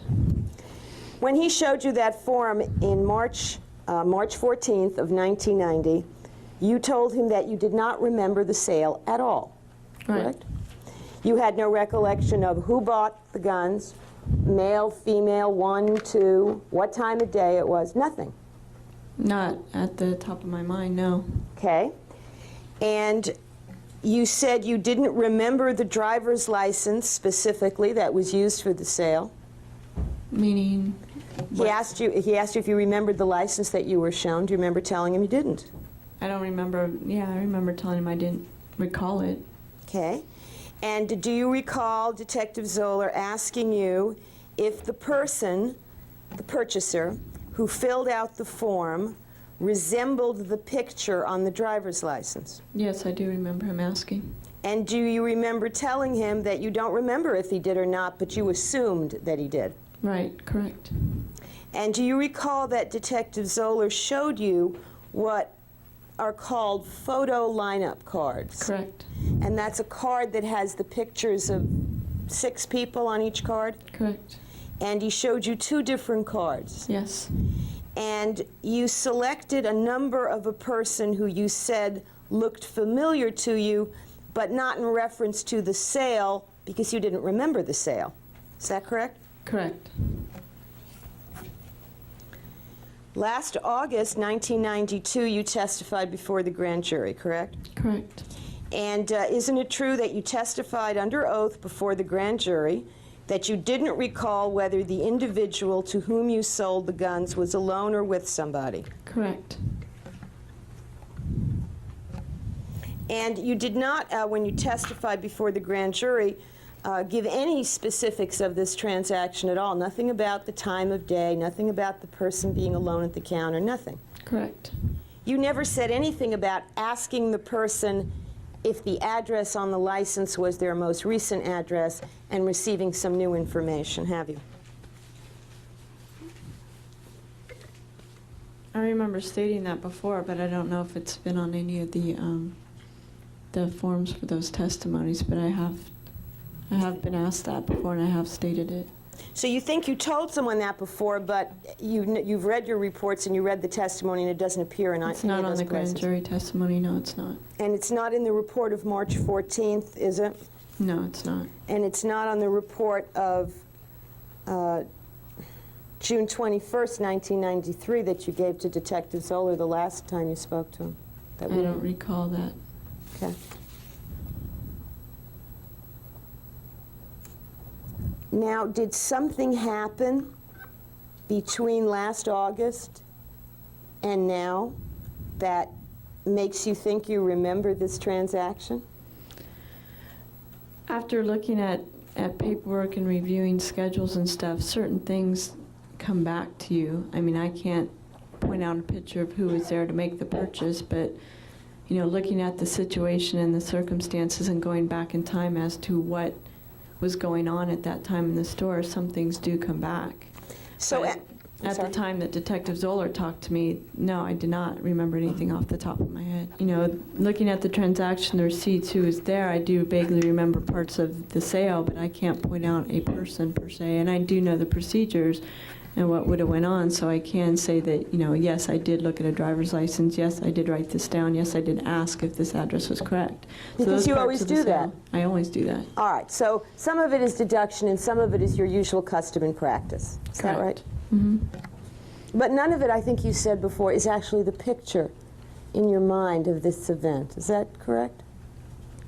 As far as a person. I didn't spend a lot of time with the person. The people I remember the most are people who want to sit there and discuss guns, and those are the people who repeatedly come in our store, ask questions, play with the guns. This was a, quick in and out, I want 2 of those, and leave it at that sale. Well, when did you remember that part, the I want 2 of those part? What in the paperwork, for example, that you reviewed told you that? Nothing in the, just looking at the circumstances, looking at our schedules of who is working, looking at my schedule, just, if you want to say it's deduction, you can say it's deduction. Okay. Deduction as contrasted with memory. Right.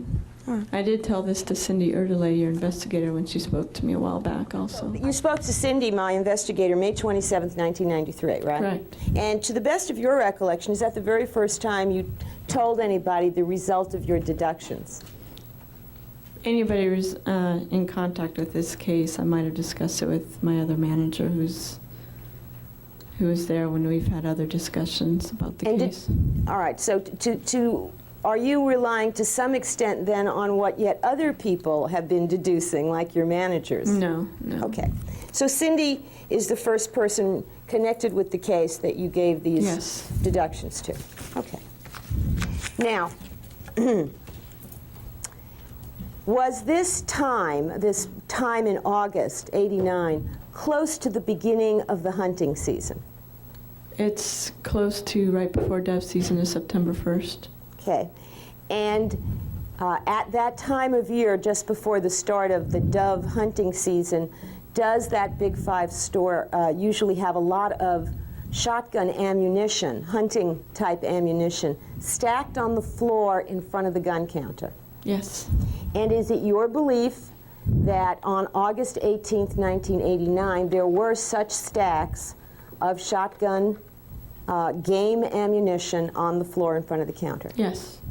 Now, if I understand your testimony, the procedure would be that I came to you and I said, I want to buy that gun. You would then make out the ATF form. That would be the first thing. Correct. Okay. And I'd give you identification and you'd make out your part and I'd sign my part. Correct.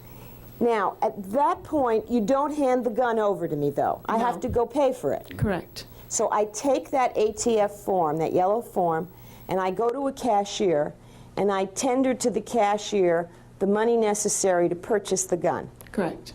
And if there are 2 guns there, that cashier is going to ring it up as 2 different transactions. Correct. And if there are 10 guns, she's going to ring it up as 10 different transactions. Correct. And every register receipt for each individual gun will then be stapled to the back of that form for your inventory control for the federal government. Correct. Now, if I pay at the cashier, I come back to you now with the receipts attached to the form, correct? Mm-hmm. And at that point, you're ready to give me the guns, but we have to log it out. Correct.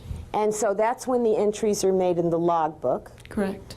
And then you hand me my purchase. Correct. Now, there's nothing stopping me after you've handed me those guns, and as I'm walking back towards the cashier, from picking up boxes of the shotgun ammunition that's stacked in front of your counter and paying for it on the way out. Correct.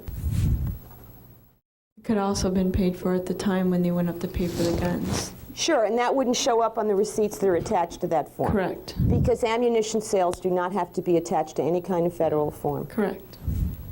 And did I understand you correctly? It's the store policy, in fact, to ring up the gun sale just as the gun sale.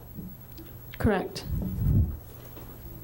It was at that time. Now the computers are different, so it's done a little differently. Okay, but we're interested in 1989. Now, just drew a complete blank. It's interesting. Did the store in 1989 carry more than one brand of shotgun shell? Of shotgun shell, yes. And can you tell us, for dove hunting season, what are the size shotgun shell, the size of the pellets that are most suitable for that sort of hunting? For dove hunting, generally 7.5 or 8. And do some of the shot shells, in fact, for dove hunting, say dove load right on them? Yes.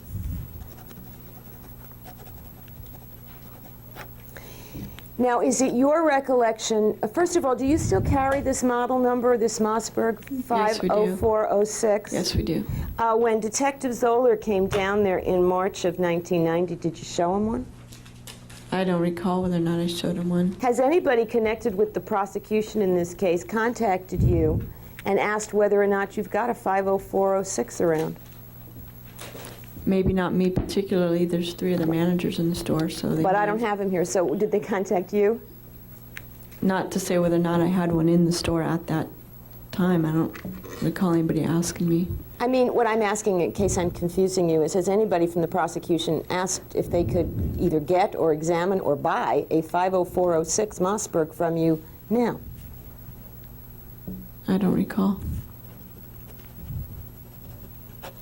And is it your testimony that this particular model shotgun from Mossberg always has that wooden dowel in it? Yes, it does. Now, is it your testimony that the dowel slides into the barrel, or does it slide into the receiver? The receiver. That's where you would load the shot shells. Correct. Okay, so it's just a piece of wood, isn't it? Yes. That fills up part of the receiver. Right. So you can't put more than 2 shells in there. Correct. And all you have to do is unscrew the cap at the end of the receiver, and out spills the dowel.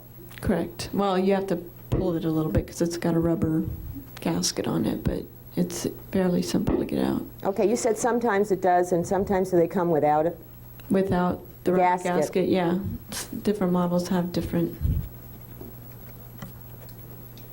But it's not hard to remove, and as far as you know, most people who buy shotguns remove them. They can't remove them if they're going to use them out in the hunting field. It's required to have them in there for fish and game. You can't have more than 2 shells in the receiver. But for any other use, home protection, I don't believe it's against the law to take it out. Okay, and whether it's against the law or not, you don't know if people who even use it for hunting are taking it out. Nothing happens unless there's a game warden around and Right, catches them. exactly.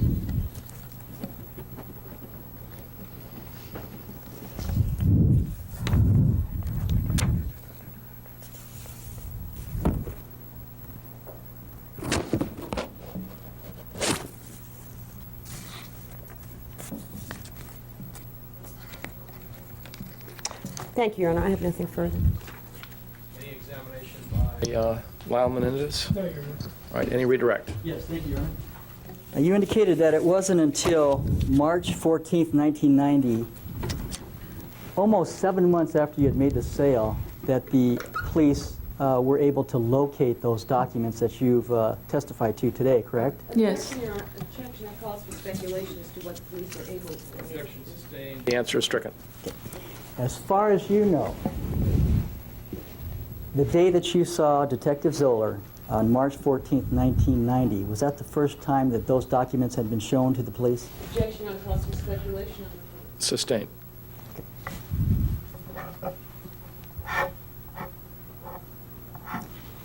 Did you give those documents to the Beverly Hills detectives on March 14th, 1990? I did not personally.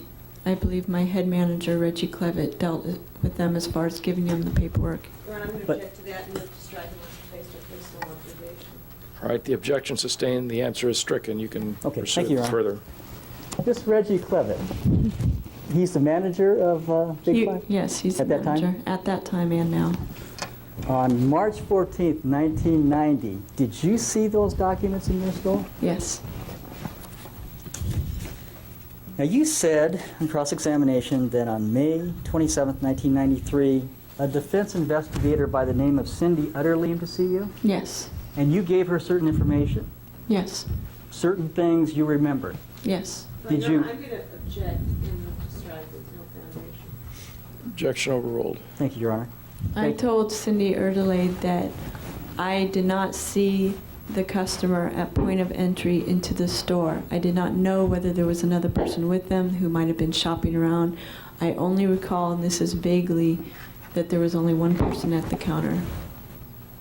That's what I had told Cindy Erdelade. Did you tell Cindy also that the person appeared to know what he wanted Yes. and said he wanted the 2 Mossberg shotguns? Yes. And then thereafter, did you then call Detective Zoller at the Beverly Hills Police Department? I had talked to him some point after, but I don't believe I directly called him for that purpose. However, did you give him that same information that you had given to the defense investigator? I mentioned it to him, and he told me that I hadn't told him that before.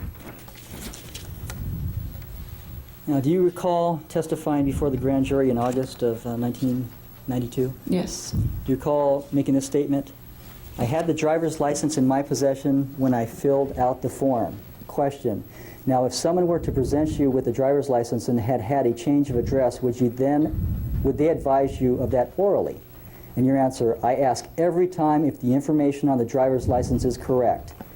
Question. If the person says no, then you would fill out the new address, and you answered correct. Yes. Do you remember testifying to that? Yes, I do. Finally, there has been some cross-examination about dove loads, the ammunition. Yes. Did the person buying these 2 Mossberg shotguns tell you that he was going to go dove hunting? Not that I recall, but I don't remember much of a conversation at all with the person, or even having one other than filling out the paperwork. Thank you. I have nothing further at this time. Any further cross? No, Your Honor. All right, thank you. You may step down. You're excused. Thank you.